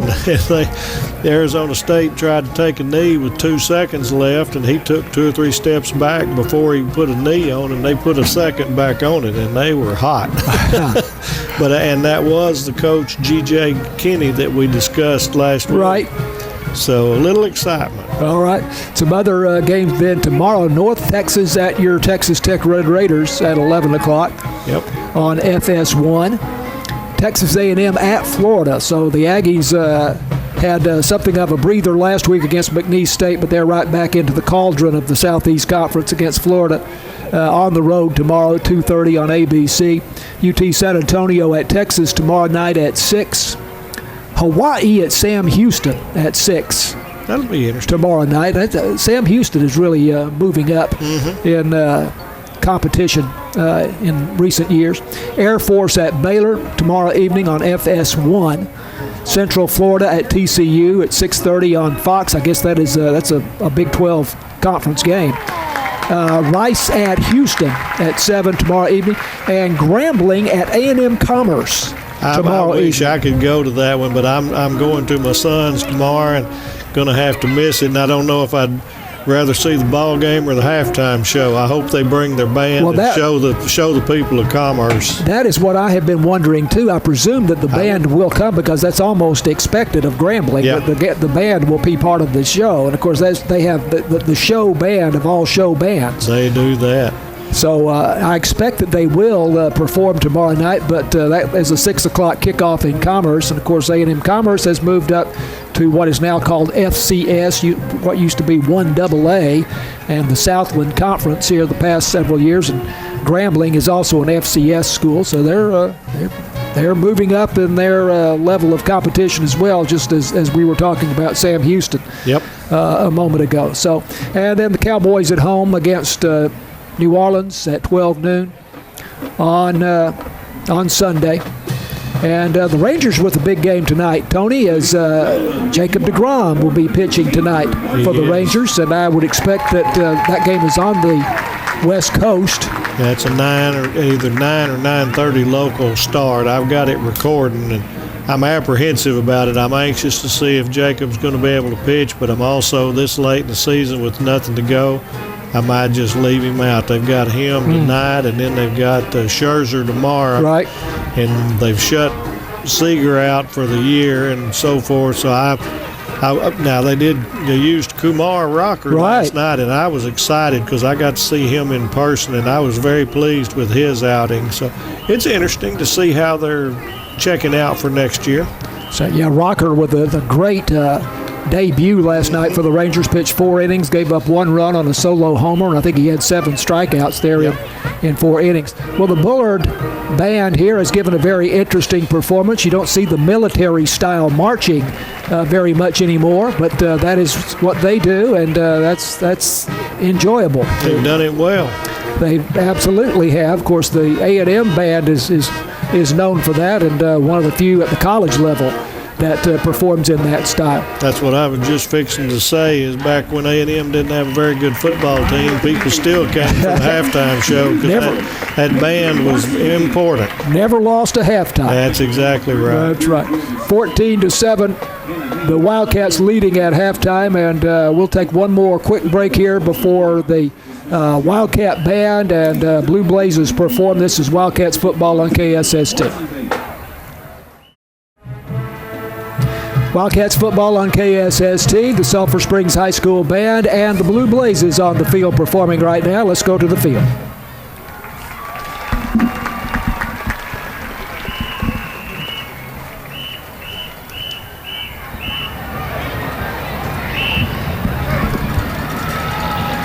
Officers for the 24-25 line are Junior Lieutenant Kara Bacon and Emma Palacio.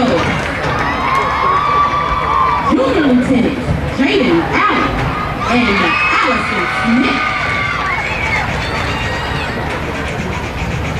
And your captains, Trinity Martin and Sedona McCullum.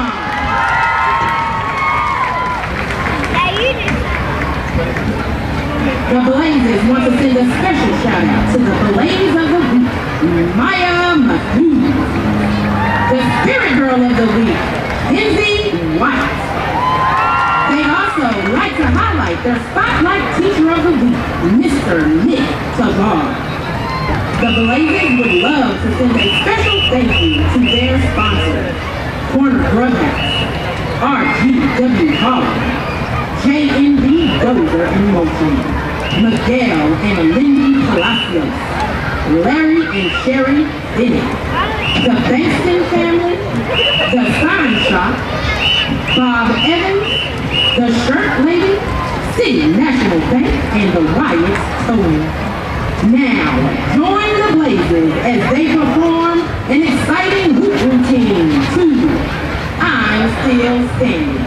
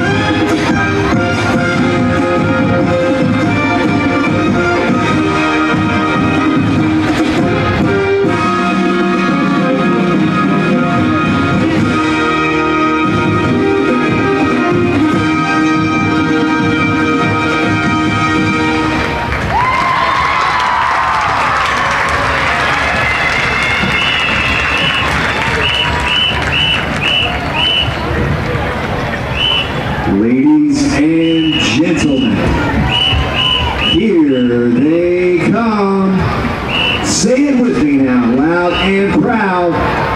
Man, oh man, that Wildcat band.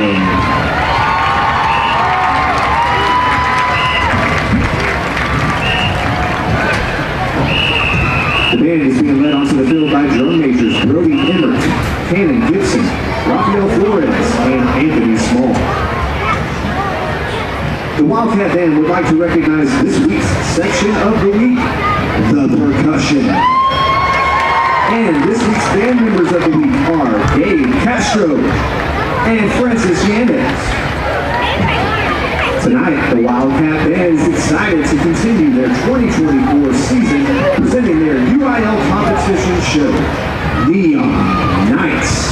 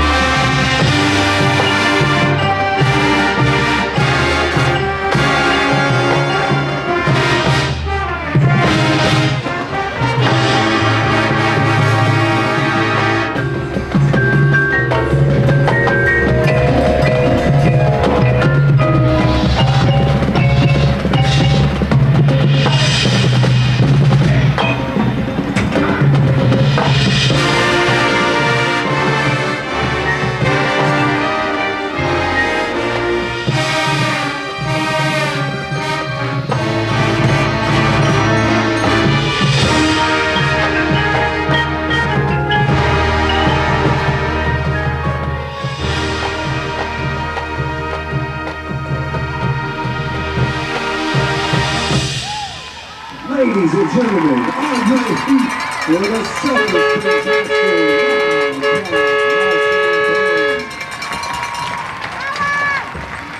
Directors for the band are Spencer Emmett, Allison Martinez, Cody Brown.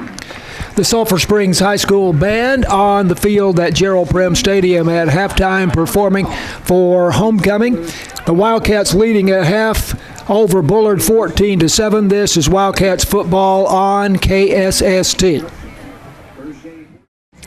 Wildcats football on KSST brought to you by the Alliance Bank, Northeast Texas Farmers Co-op, Farm Country, Hooten Hardware, City National Bank, Wesley House Assisted Living, J. Hodge Chevrolet, Saputo Dairy Foods, Christus Mother Francis Hospital, Copy Products, BT Medical, and halftime brought to you by Galleon Insurance, Hall Oil, and Super Handy. Tony Flippin with us. I'm John Mark Dempsey. Tony, you've got some scores to pass along. Yeah, I looked around a few that... Wait a minute.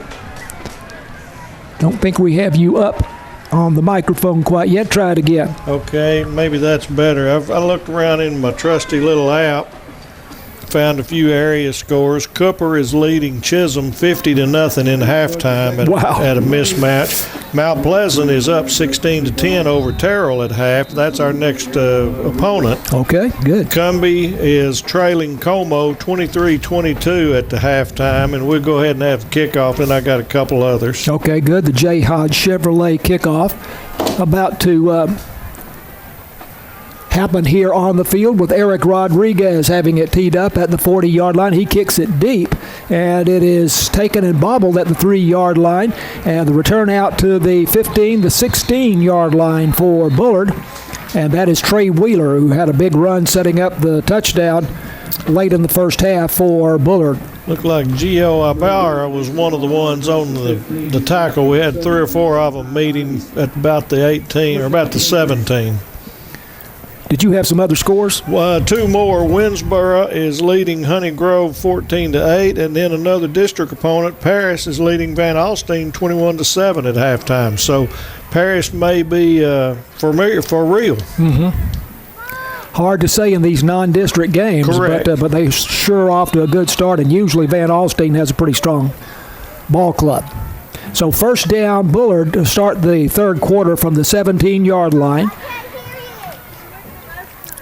A back on either side of the quarterback, Crew Bowman, and they go off right tackle. And they end up with about 3 yards here, gang tackling for Sulphur Springs. And the ball carrier there for Bullard was Dylan Ayers, who picks up 3 yards. It'll be second down and 7 from the 20-yard line. We did a good job of meeting him at about a yard gain, but they moved the pile a little bit, so we're going to have to get low and push him back a little. That young running back that they've got he's not very tall, but he's obviously got some strong legs and moves the pile a little bit. Creed Wisenhunt, one of the Wildcats, in on that previous tackle there from the 20-yard line now. Crew Bowman, the quarterback, has a back in the pistol behind him and 2 backs off to his left, one up near the line as the H-back. And now they give it to Luke Stiegel. Tough going for him through the middle of the Sulphur Springs line. Maybe gets a couple of yards there. One of the Wildcats in on that tackle was Barrett Thessing, senior lineman. Got a person down for the Panthers, so we're going to have an official's timeout. Alex King also had a piece of that tackle for the Wildcats, so the gain was to the 22-yard line. It's going to be third down. And looks like 5 right in the area. Yeah, 3rd and 5, but there is a player down for the Panthers. Wildcats leading 14-7. Let's take a break. This is Wildcats football on KSST. The player for the Bullard Panthers walking off the field on his own power. So we come back to play now. 3rd down and 5 from the 23-yard line.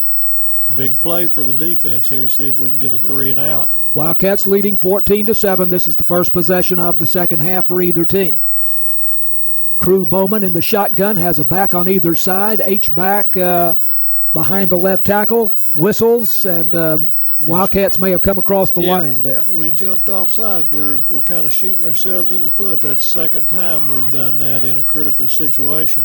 So it's going to depend on where the tape is if it's first down. It'll be very close to the first down. They're giving it. Yeah, that looks like they're moving the chain, so that will be a first down for. There's an old trick in the refereeing on the chains. You've got tape at 5 yards. So that way, if you got something like that where it's 3rd and 5, the referee can go look and see if the down box is even with or above the tape, and that's their measurement. I see. I tell you, that is one of the mysteries of football, is how that all is done. There used to be something called a quick stick, which we apparently have abandoned, but I never understood how that worked. No, I didn't either. It was smarter than I was. First down from the 27-yard line for Bullard.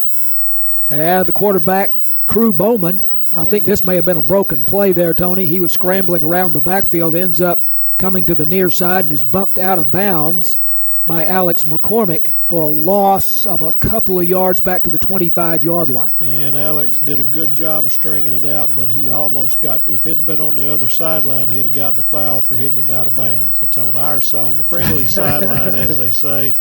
And so they didn't drop a flag. It wasn't vicious or anything, but it was unnecessary, and it's the type that will get you.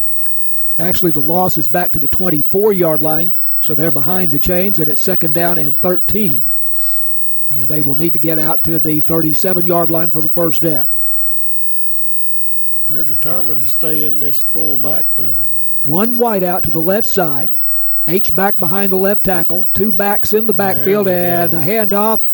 And not getting back to the line for Bullard on that carry is Trey Wheeler. And that was Zeb Godbolt come in there, and he hit him really nice and then took him to the ground, had some help. But that's what we got to do, because they're trying to get up and then hit that outside, and we've got to meet them at the line. So that's a good adjustment. Looked like he hit him up high. I almost thought it looked like a clothesline type tackle. It was close, but it worked out. So now another big down. Got them behind the sticks. Let's get them and make them punt. 3rd and 17 from the 21-yard line.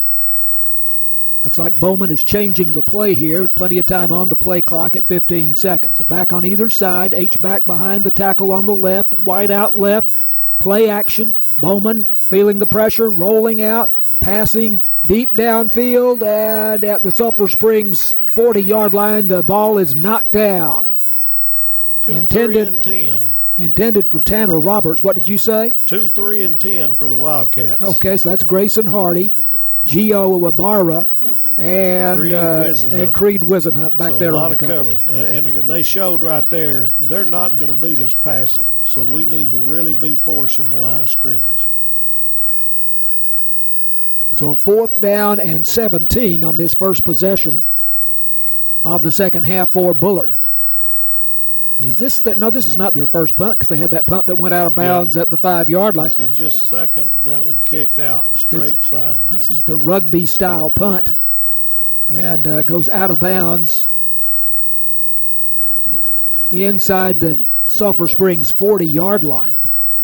Trey Martin is the punter there. About a 35-yard punt, I believe. We'll see where they mark the ball. It looks like it will be the 44, so that was a 33-yard punt. Okay. So Wildcat defense did their job. Now they've gotten by with that first series of the third quarter. So now let's see if we can score. Sulphur Springs with a 14-7 lead on first down. They give it to Deuce Hall, probing the Bullard defensive line there, looking for a block, and crosses the 45 up to about the 48-yard line for a gain of 4 yards for the Wildcats. Good job of using his blockers there, Tony. Yep. That we've said that. I've only done this second game, but we've said that solid for 2 games, that these guys know how to be patient. We're not just running ourselves into a hole. Wildcats have 2 wide out to the near side, 1 to the far side as they move from right to left. And Caden Mitchell handing off. They go to the short side of the field to Jackson Hare. And Hare gets outside, turns it upfield, and goes into Bullard territory, crosses the 45 to the 43-yard line. That's a Hooten Hardware first down. And I didn't see who was under him, but Aiden McCarroll, one of our daunted, really big linemen, number 7, he took a defensive back and laid on him about 15 or 18 yards downfield. He was working. 10-yard gain by Jackson Hare, first down for the Wildcats at the Bullard 43. Moving right to left, Caden Mitchell in the shotgun, takes the snap, steps up in the pocket, passing, and it is complete, and it goes out of bounds now around the 30-yard line, thereabouts to Quinn Harris, sophomore tight end. Yep. Very nice. Throwing against the grain a little bit, rolling left for a Wildcat or for a right-hander, but he made a good throw. Another Hooten's Hardware first down for the Wildcats, 14 yards on the gain to Harris, who's starting to make his presence known on the offense. He had a touchdown last week against Greenville. First down Wildcats at the 29-yard line.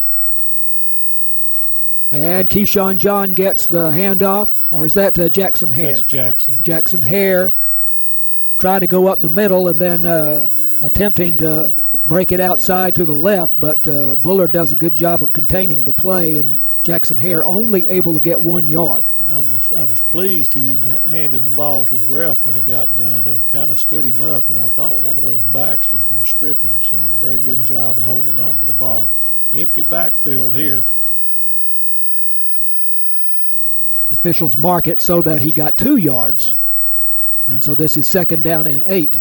We have 3 men wide to the far side, 2 to the near side. As Tony said, the empty backfield with Caden Mitchell, the quarterback, pump fakes to Jackson Hare, now passing across the middle, incomplete, intended for Skylar Lewis. First time we've actually said his name tonight. Yep, I think so. That was a little behind him there, but he was coming across the middle, so big third down here. We need to at least get 5 yards or so to see whether or not we got a decision on fourth or try a field goal. 14-7, Sulphur Springs leading. And the Wildcats have not scored since late in the first quarter. Yep. Might have gotten a little complacent.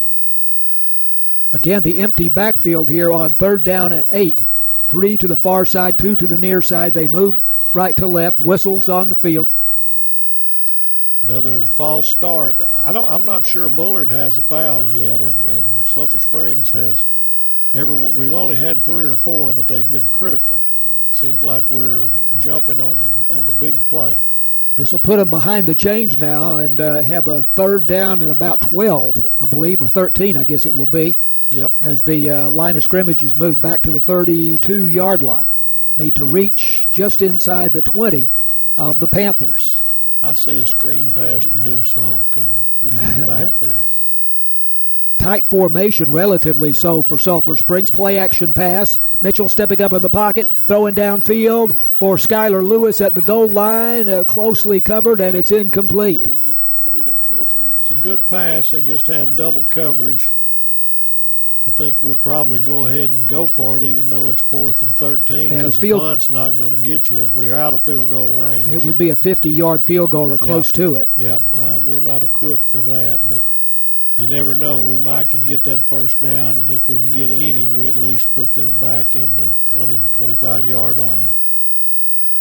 4th and 13 from the Bullard 32-yard line. The Wildcats lead at 14-7. Snap to Mitchell in the empty backfield. Passing over the middle and incomplete, intended for Wyatt Watson at the 15-yard line. I'm not so sure that one didn't get tipped, because I think Wyatt was in good shape, and all of a sudden the ball went behind him. Yep, so I believe you're right. Would have been a first down. Good try, just didn't quite get it. So this has become a defensive struggle. It has. We need to see if we can keep them and get another 3 and out, keep the field in our balance. Wildcats' last 2 drives have seemed promising, but then bogged down. And as you pointed out, the penalties have had some role in that. Seems like a third down penalty probably 3 times tonight. You can't just give things. First down Bullard at their own 32-yard line, trailing 14-7. 6:29 to go, third quarter. Again, this very compact formation for the Panthers. They pitch it out to Luke Stegall going wide to the left, and he crosses the line of scrimmage and will be close to a first down as he gets up to the 41-yard line. Power sweep to the left there, Tony. Yep, that was just power. Number 38, Blaine Allen, was in on a tackle. We had several because their running backs move the line, and by the time we get them down, there's usually 3 or 4 Wildcats with him. It's a 9-yard gain up to the 41-yard line, second down and 1 for the Panthers. 5:50 to go in the third quarter. Sulphur Springs leading 14-7.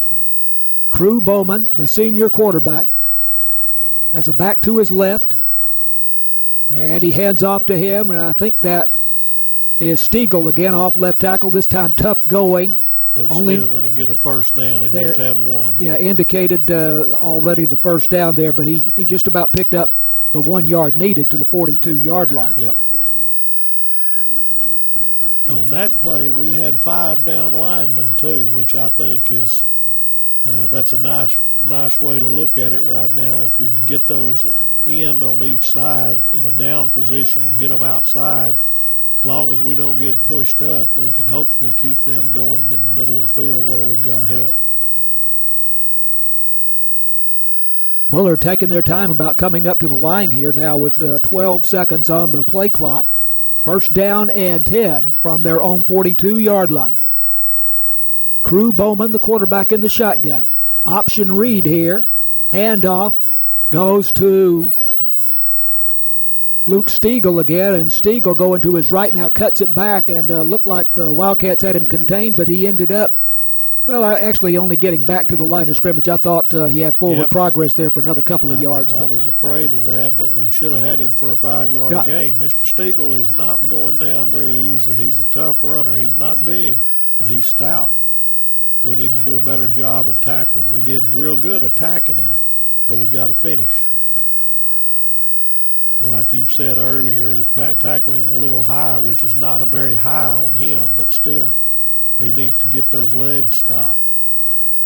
But now we're saying we had offsides on us, and that wasn't even a play. I don't even know. I guess it was on that play. They're going to give them 1st and 5 now. Yeah, unusual that the play was allowed to run. Yep. But 5 yards for encroachment walked off against the Wildcats. So this moves the ball up to the 48-yard line. It will be 1st and 5. Yep, we've got to get some discipline. I think that Bullard has not had a foul against them yet. I think all fouls have been against Sulphur Springs tonight. I don't remember one. Steve Villani, the center, out over the football. 2 backs in the backfield along with the quarterback, Crew Bowman. Bowman rolling out to his left, throwing across his body, complete into Sulphur Springs territory at the sideline over on the far side to Jonah Hunter at tight end.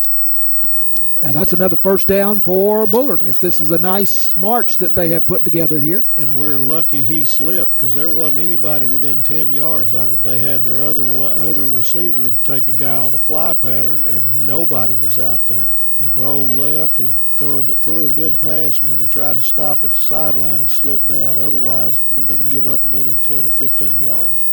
Gain of 5 yards, and that's what they needed for the first down. This drive started at the Bullard 32-yard line. They have now moved to the Sulphur Springs 47. This will be the 6th play of the drive. Ball on the far hash mark as they move left to right. Back to the left of the quarterback, Bowman. And that is Trey Wheeler. Go to the short side of the field this time. Wheeler crosses the line of scrimmage, is bumped down hard over on the far side at the Sulphur Springs 45-yard line after a gain of 2 yards. I think number 11 is taking credit for it. He's doing some talking to the Bullard sideline, but I really think he ran into his left tackle. Ty Bybee is that's the player you're referring to for the Wildcats. So we got a 2-yard gain. We need to shut them down right here. We don't need to let them get any confidence. I still think this is our ball game, but we need to impose ourselves a little bit more. 2nd down and 8. Bullard at the Sulphur Springs 45-yard line. Open field is to the near side as they move to our right. Back to the right of Bowman, an H-back behind the right tackle. Bowman passing to the far side, complete. Number 6. And the catch is made by Cade Craig for Bullard. 28. 26 made the tackle on ours. That's the first drop back pass they've thrown all night, I believe. And they're really pushing things to their side of the field, which is what, if you watch high school ball, majority of teams run or pass toward their own sideline. They call it the happy sideline because the officials that's over there are less likely to throw flags on the side that you're at. Yeah. Gain of 5. Alex King made the tackle for Sulphur Springs. This is 3rd down and 2 for Bullard, just inside the Sulphur Springs 40. Crew Bowman, long count. Looks like he may be changing the play. They have a wide out to either side. Bowman in the shotgun looking to the sideline right now. Play clock is down to 2-1. Surely they're going to call timeout, and they do. They were going to try to draw us off, and we jumped a little, but we stayed home. So they tried to get that 5-yard foul again, and we finally held our water. Well, let's keep it right here with Sulphur Springs leading over Bullard 14-7. A minute 33 left to go in the third quarter. This has been a fast-moving third quarter, Tony, with a lot of the action on the ground. On the ground and inbounds. Keeps the clock moving. And the last touchdown was scored by Bullard about midway through the second quarter. Yep. Wildcats have since had a couple of opportunities that have come to nothing, although they did move the ball. I think you'll see 2-down territory is what they're going to do right here. Oh, sure. Because the punt's not going to help them. So we need to buckle down right here. 3rd and 2, just inside the 40-yard line for Bullard. And this time Bowman under center. And again, it's the wishbone for Bullard. We saw that on the touchdown early in the game in the second quarter. This is Bowman on a quarterback sneak, and he will have the first down at the 35-yard line. I think we can call all 22 players on that same one. I can't remember what the Eagles call that everybody is so upset about with quarterback sneak, but that's all that one was a hike it and push. How long has it been since you've seen the wishbone? A long time. Long time. We've seen it twice. Time, yeah, yep. That's part of their arsenal here. Yep. And you'd be surprised when you run up against a team like this because you don't practice that way. Right, sure. And all of a sudden you got to prepare in a week. We see the split tee from time to time, but it's been a long time since we've seen the wishbone. They're going to have to hurry or they're going to get a foul here. Yeah, the play clock down to 5. First down at the Sulphur Springs 35-yard line. Bowman rolling out to his right, looking downfield, feeling pressure, throwing it away.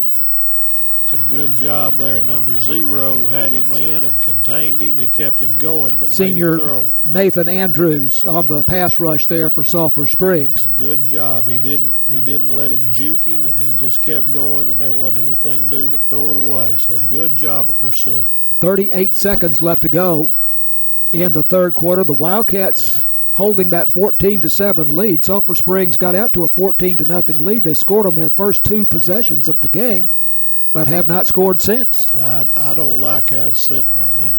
I want to get that second score up. Second down and 10 from the 35-yard line of Sulphur Springs. Bowman in the shotgun. Gives it to Stiegel, and this time Stiegel met hard at the line of scrimmage, and that is Giovanni Solis leading the charge for Sulphur Springs. He put a big bear hug and said, we're going to go north this time. That's a great play. Alex King also there, who's becoming a big play man for the Wildcat defense, and they say no gain. So this will be 3rd down and 10 from the 35-yard line. Big defensive play there for the Wildcats. Okay, now they've ran the clock. I don't think they'll run a play. I think they'll go to the quarter. I don't know why it was stopped. We're down to 10 seconds left to go in the third quarter here, and the clock is rolling. I don't think they're going to do anything. They might try to draw us off. Bullard up to the line, 3 seconds, 2 seconds, 1 second. There is 0. But they did get the snap, so there's a pass that is complete. I guess they did get it off in time. Yep. Little trickery there, seeing if the Wildcats would relax, thinking the same thing. Cade Craig made the catch, and they say he got to the 30-yard line. Is that right? Don't know if it might be. Yeah. No, the 28. It's going to be third and 3 at the 28. That was a significant gain there, and they're going to have a relatively short fourth down play when we start the fourth quarter. 14-7 Sulphur Springs, the end of the third quarter. This is Wildcats football on KSST. Wildcats football on KSST, brought to you by BT Medical, Copy Products, Christus Mother Francis Hospital, Saputo Dairy Foods, J. Hodge Chevrolet, Wesley House Assisted Living, City National Bank, Hooten Hardware, Farm Country, Northeast Texas Farmers Co-op, and Alliance Bank. We have a 4th down and 3. No, it's 4th and 5. It looked to me like it was going to be, and the coach is not really sure yet. I thought it was 4th and 3. Now they're moving it. I thought we'd gotten a break. He put the tape on the box instead of putting it on the 30-yard line. So now we're going to end up with 4th and 3. 4th and 3 from the Sulphur Springs 28-yard line. First play of the fourth quarter. Wildcats leading 14-7. Big play in this ball game. And I bet you they try to draw us too. 6 men on the line of scrimmage for Sulphur Springs. Cade Bowman, the quarterback in the shotgun, takes the snap. Passing and incomplete at the 25-yard line. Number 3 and 26. Good job right there. So that's Giovanni, Gio Ibarro. Giovanni, but Gio Ibarro. And who was the other, Alex King? 3. Gio Ibarro, and did you say 26? I'm sorry. Alex King, the linebacker. I need to learn these names. I hadn't got That's my there job. yet. No, that's my job. My brain is full. I know that feeling. know that feeling. So the Wildcats take it over on downs at their own 28-yard line. That was a big stand right there, and I really thought they'd try to get us to jump. First down for Sulphur Springs. Caden Mitchell handing off to Jackson Hare. Hare going right, going off tackle, and gets his shoulders square to the line of scrimmage and finally crosses that line of scrimmage and will get up to the 32-yard line for a gain of 4 yards. I think we need a little dose of Jackson Hare on this series. To me, we haven't used him as much in the second quarter, so let's see if we go back to our basics. He's our biggest weapon right now. Second down and 6 for the Wildcats. 2 men to the far side, 1 to the near side as they move left to right. Snap to Caden Mitchell. There's that draw play again with Mitchell going to the left and the play coming back to the right on the handoff against the grain to Jackson Hare. He's up to the 34. They did a better job of staying home on that one, but we still got positive yards. But this is a big play, 3rd and 4, long 4. Wildcats need to keep the ball. Fourth quarter running, 10:50. Line of scrimmage is the Sulphur Springs 34-yard line on 3rd down and 4. Sulphur Springs leading Bullard 14-7. I don't like that 7-point lead. That's one bad play from a tie ball game. Right. We need to get that second score in there, and I think Coach Faircloth realized the importance. He called timeout. Timeout for the Wildcats, leading 14-7. Early in the fourth quarter, this is Wildcats football on KSST. 3rd down and 4 for Sulphur Springs, leading 14-7, 10:32 to go in the ball game. Wildcats at their own 34-yard line. Moving to the right here at Gerald Prim Stadium as we look at the field. 2 wideouts to the near side, 2 to the far side, a back to the right of Caden Mitchell. They're setting up the screen pass to Jackson Hare. Hare makes a man miss and should have the first down near the 40-yard line. That'll be a Hooten's Hardware first down for the Wildcats. They had that covered, and that was all Jackson Hare. But we had Watson was out in the slot up at the top of the field there, and he was kind of making hand gestures. They didn't have anybody within 10 or 15 yards of him. He could have just stood up and thrown it right there. But it was a big first down, and now we need to put this on through. First down, Wildcats at their own 39-yard line. Wide out left, wide out right. H-back behind the left tackle, fake to Jackson Hare. Caden Mitchell, no, this is Drew Hall in the ballgame at quarterback, and Hall out the gate. Coming to the near side, crosses the 50, out of bounds at about the 46-yard line of the Panthers. He's got some wheels on him, which we got a lot of players with wheels, but I like his instinct. He wasn't going to give that one. He was going to pull it all away. 15 yards on the game. Hardware first down. Thank you, sir. 15 yards on the gain by Deuce Hall. First down at the Bullard 46-yard line. Wildcats lead 14-7.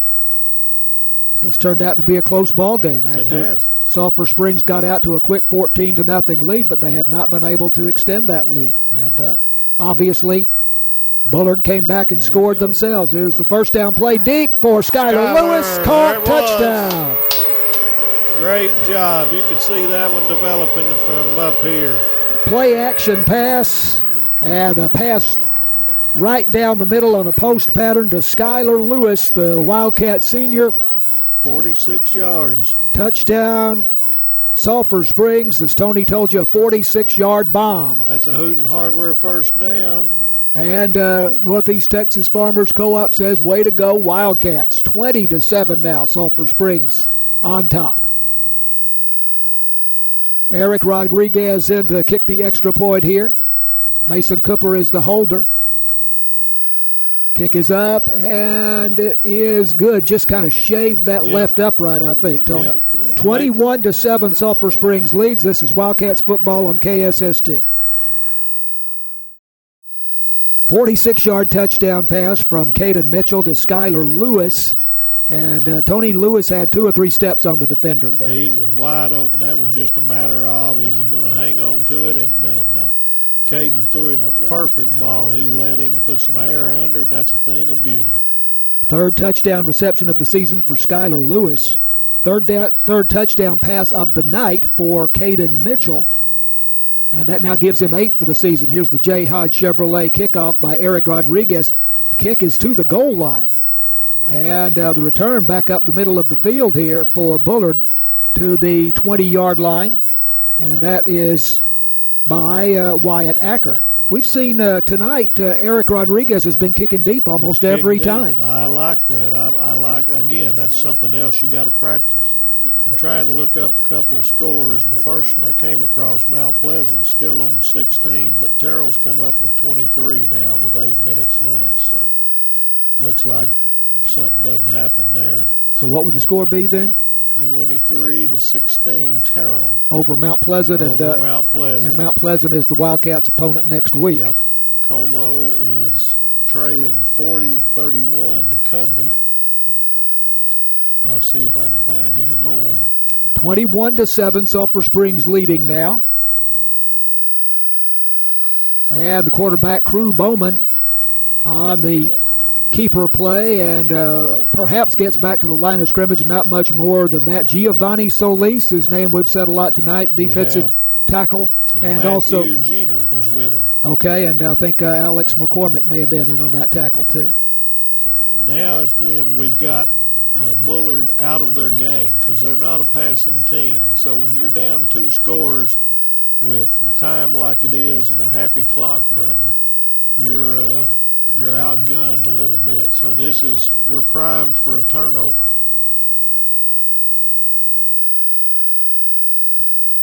Panthers have 1 man wide to either side. Play action pass over the middle, and it is complete out close to the 40-yard line. And that is the big fella. That's the big one.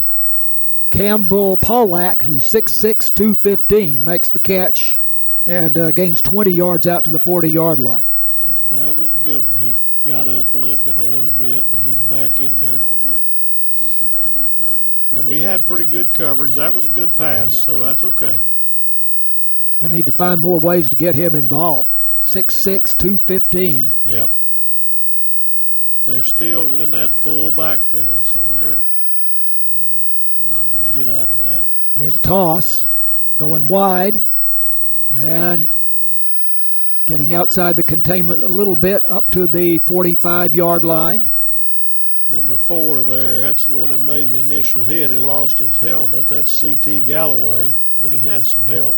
4-yard gain, stopped by C.T. 4-yard gain. Clock's still running. They need to be getting out of bounds, but we may have tried that. We kept them in. That's good. We need that clock running now. That 4-yard gain by Luke Stiegel a moment ago. Snap goes to Bowman. Pleasant. Every once in a while, we can't see anything. Right. Bullard, the red, white, and blue look of the New England Patriots back in the 70s. This is the third down play, and they give it to Trey Wheeler on this 3rd down and 6, and he may have the first down going wide to the right side, actually the short side of the field, but he finds the corner and squares his shoulders, and he'll have the first down as he gets into Sulphur Springs territory to the 48-yard line. That's one other thing I don't think we're taking advantage of is they'll probably come to us this time, but they're going to their sideline. Quickly back up to the line. Play action. Out of bounds. Bowman passing. Looked like it was complete over on the far side, but Tony says out of bounds, and apparently that is the case. Yep, he came down out. So, somebody needs to be looking up there and say we're going to overplay our defense to their side of the ball till they burn us. 21-7, the Wildcats lead. We're down to 6:40 left to go in the ball game here. This has been a fast-moving ball game, it seems to me. Yep, we just a running clock's a happy clock. That was our motto on the field. Panthers, 2nd down and 10 from the Sulphur Springs 48-yard line. Bowman, handoff over the right side. 38. Big hole opens up there for Trey Wheeler, and he is down to the 40-yard line for a gain of 8 yards. Blaine Allen, I think, was the first one, and he had a little bit of help. So now 3rd down and 2 for Bullard at the Sulphur Springs 40-yard line. Just over 6 minutes to go in the game. Sulphur Springs leading 21-7 after the 46-yard touchdown pass from Caden Mitchell to Skylar Lewis just a few moments ago. Bringing 2 wides out to the side here, and I think that's just decoy trying to get people. And off to Trey Wheeler, and it opened up big for him over the right side, and Wheeler with room to run all the way down to the 20-yard line of Sulphur Springs for a gain of 20 yards. Grayson Hardy and C.T. Galloway got him, but too late. I mean, we've got to get on that short side and stiffen up. Every play they've run this whole series has been to their home side or their sideline. First down at the Sulphur Springs 20-yard line. Option play. Bowman faking to Stiegel, now coming back to the near side, and will gain some yards here after all that scrambling around, and ducks out of bounds at the Sulphur Springs 16-yard line for a gain of 4 yards. It was a good coverage play. He couldn't find anybody, and then he ran a lot of yards to get 4. He ran the read option to the right side again, the short side of the field, Tony, to Luke Stiegel. He pulled it away from him and then bootlegged around, but never able to find a receiver, but did pick up 4 yards there for the Panthers. But it wasn't intended to come here. And now the wide side is their sideline, so I guarantee you they're coming. This drive started at the Bullard 20. They're now at the Sulphur Springs 16-yard line. Handoff up the middle. Between the tackles they go inside the 15 down to about the 12-yard line. We just can't get his short legs on the ground. He keeps churning, and I think some of our guys may be falling a little bit, and he stays on top of them. That's Luke Stiegel, their top running back. Yep. 5'7", 165, Tony. He's a junior. Well, he's a ball player. He's a tough young man. He might not feel good on Saturday mornings, but he's pretty tough on Friday night. 3rd and 2 at the Sulphur Springs 12-yard line. Big play here. Bowman in the shotgun, hands it off to Stiegel again, and he bounces off the first contact and will be close to the first down near the 10-yard line. He's going to be short by about 6 inches, it looks like. It looks like we're right on the 10 for the line to gain. If it's that, we're a half a yard. So. Well, they didn't give him quite as much as I thought they would. They say he got to the 11, so this is 4th and 1 from the 11 with 4:18 to go in the game, and Sulphur Springs leading 21-7. We got to hold our line and not jump off sides. This is where we've had trouble, and then we got to get a charge underneath that line. Crew Bowman under center. Again, they go with the wishbone formation, which we've seen several times tonight. Toss to the halfback, going off tackle to the right, needed to get to the 10, and that's about what he got. That was Keyshawn Jeffrey who scored their touchdown. I think they're going to give it to him. They moved up. It looked like at first they stopped him a little short. Wildcat offense starting to come onto the field, and the ball goes back over to Sulphur Springs as the Wildcats defense holds.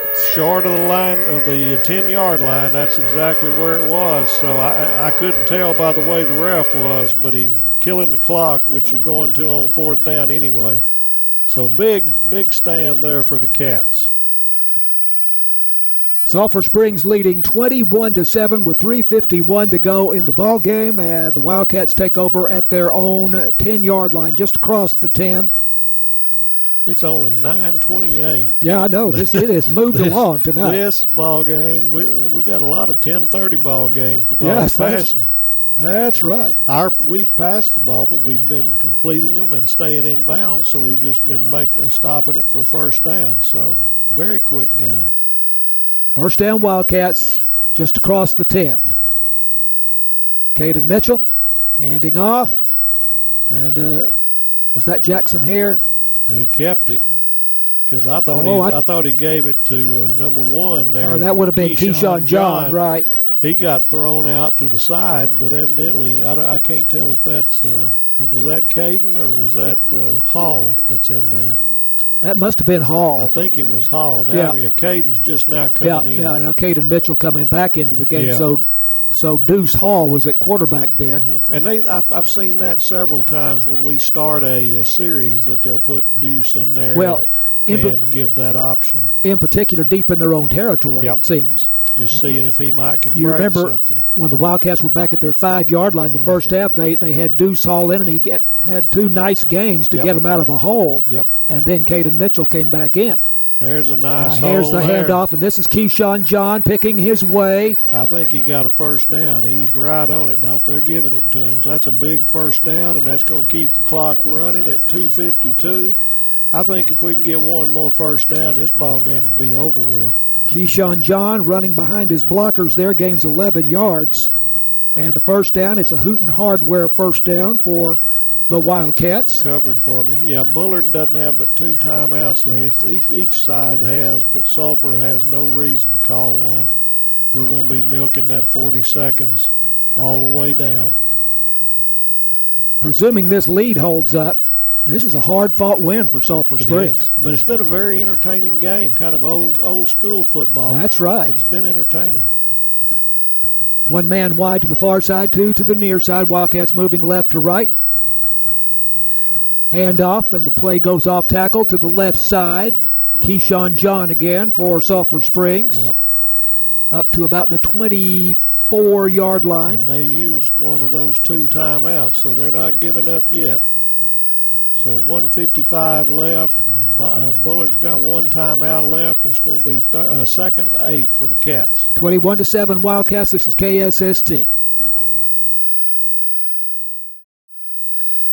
Wildcats football on KSST. 2:01 left to go, and Sulphur Springs leading over Bullard 21-7. Wildcats led it 14-0 late in the first quarter. Bullard came back, made it 14-7 with a long drive that took most of the second quarter, and that's what it was at halftime.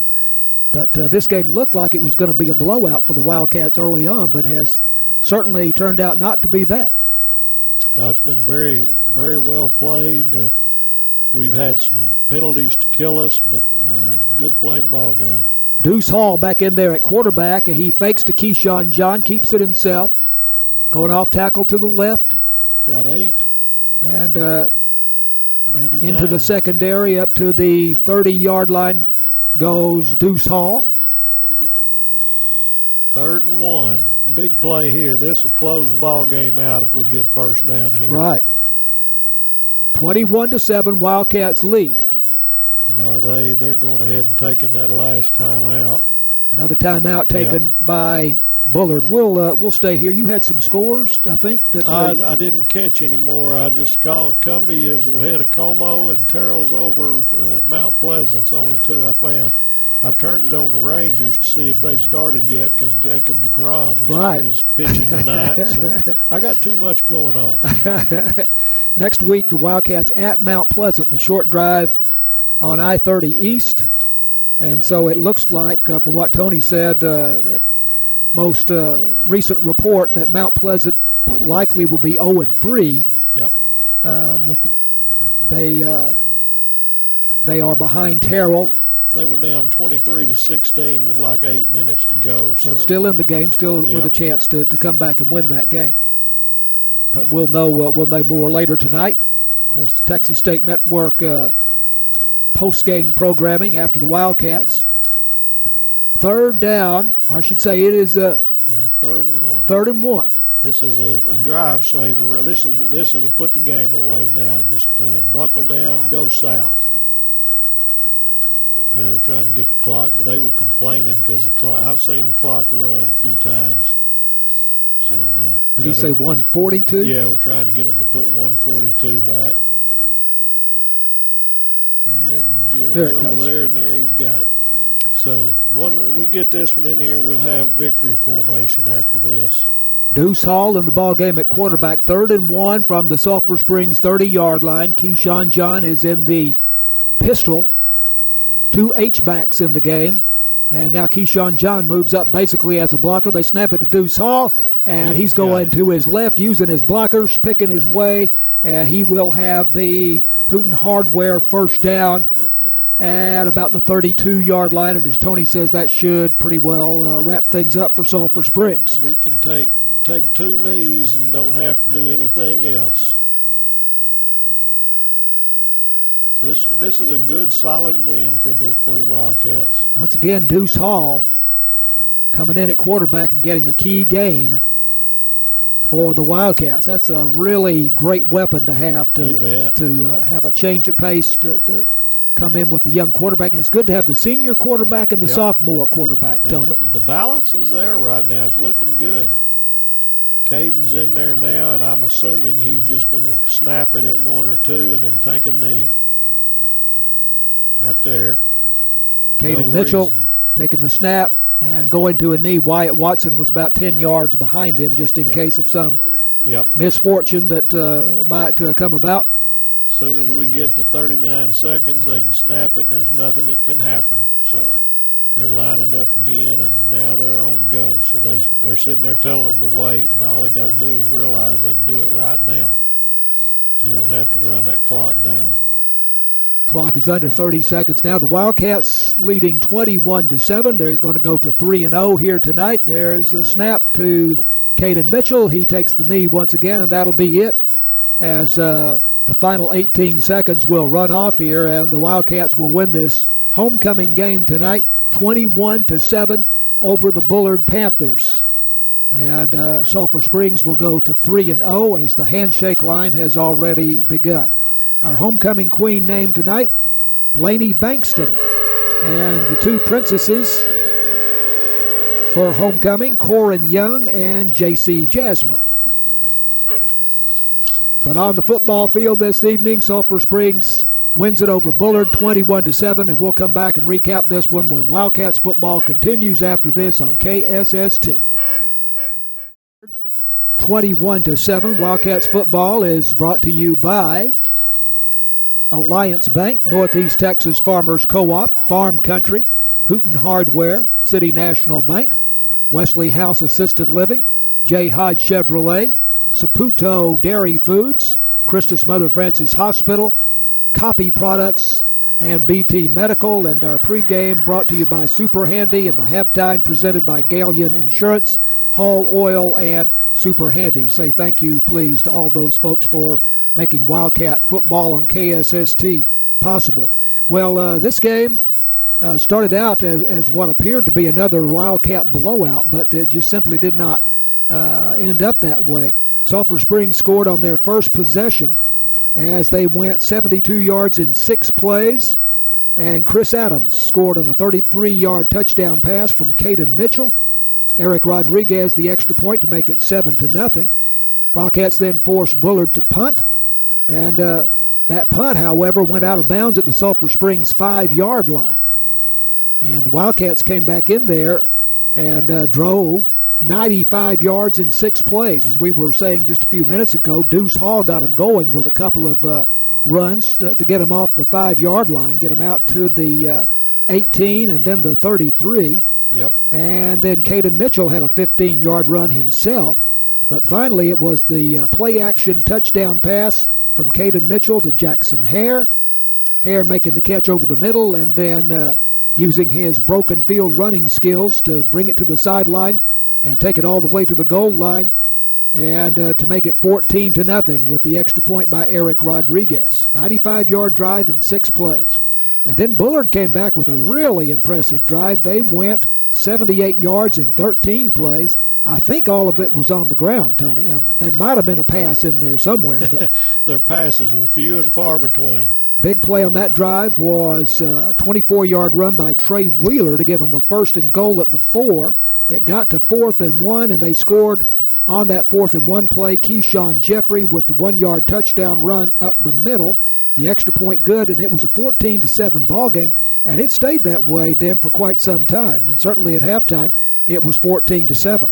I think the key to the game here, the big play, Tony, it was a 14-7 game with Bullard driving, and they got as far as the Sulphur Springs 28-yard line, but the Wildcats held them on downs. That's right. That 4th down and 2 play. Yep. The only time they did it really all night, but they buckled down and got it by about a half a yard. And then from that point, Sulphur Springs goes 72 yards in 5 plays to get the touchdown on a 46-yard touchdown pass. Again, the play action from Caden Mitchell to Skylar Lewis, the senior receiver, who was 2 or 3 steps behind the nearest defender. That one was the prettiest play of the game. And a beautifully thrown ball there by Caden Mitchell, who had 3 touchdown passes tonight, the senior, and he will now have 8 touchdown passes for the season.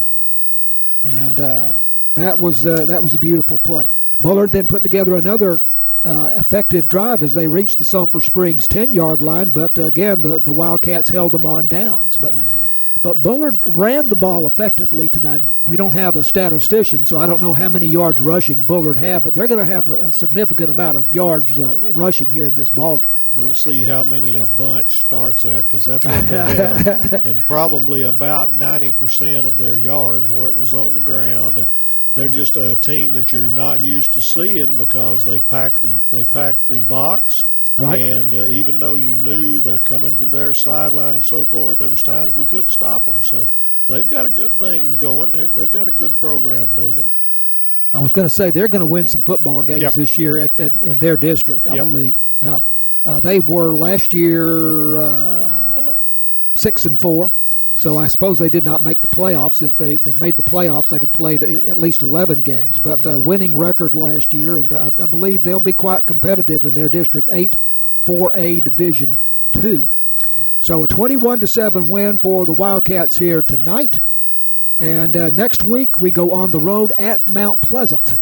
And Mount Pleasant at last report was trailing Terrell. And if they don't come back and win, they will be 0-3. But Mount Pleasant is a 5A Division II team, so the Wildcats will be playing up a level again next Friday night at Mount Pleasant. And they're the Mount Pleasant Tigers. For those of us that are born and raised right here, that's the rival of rivals.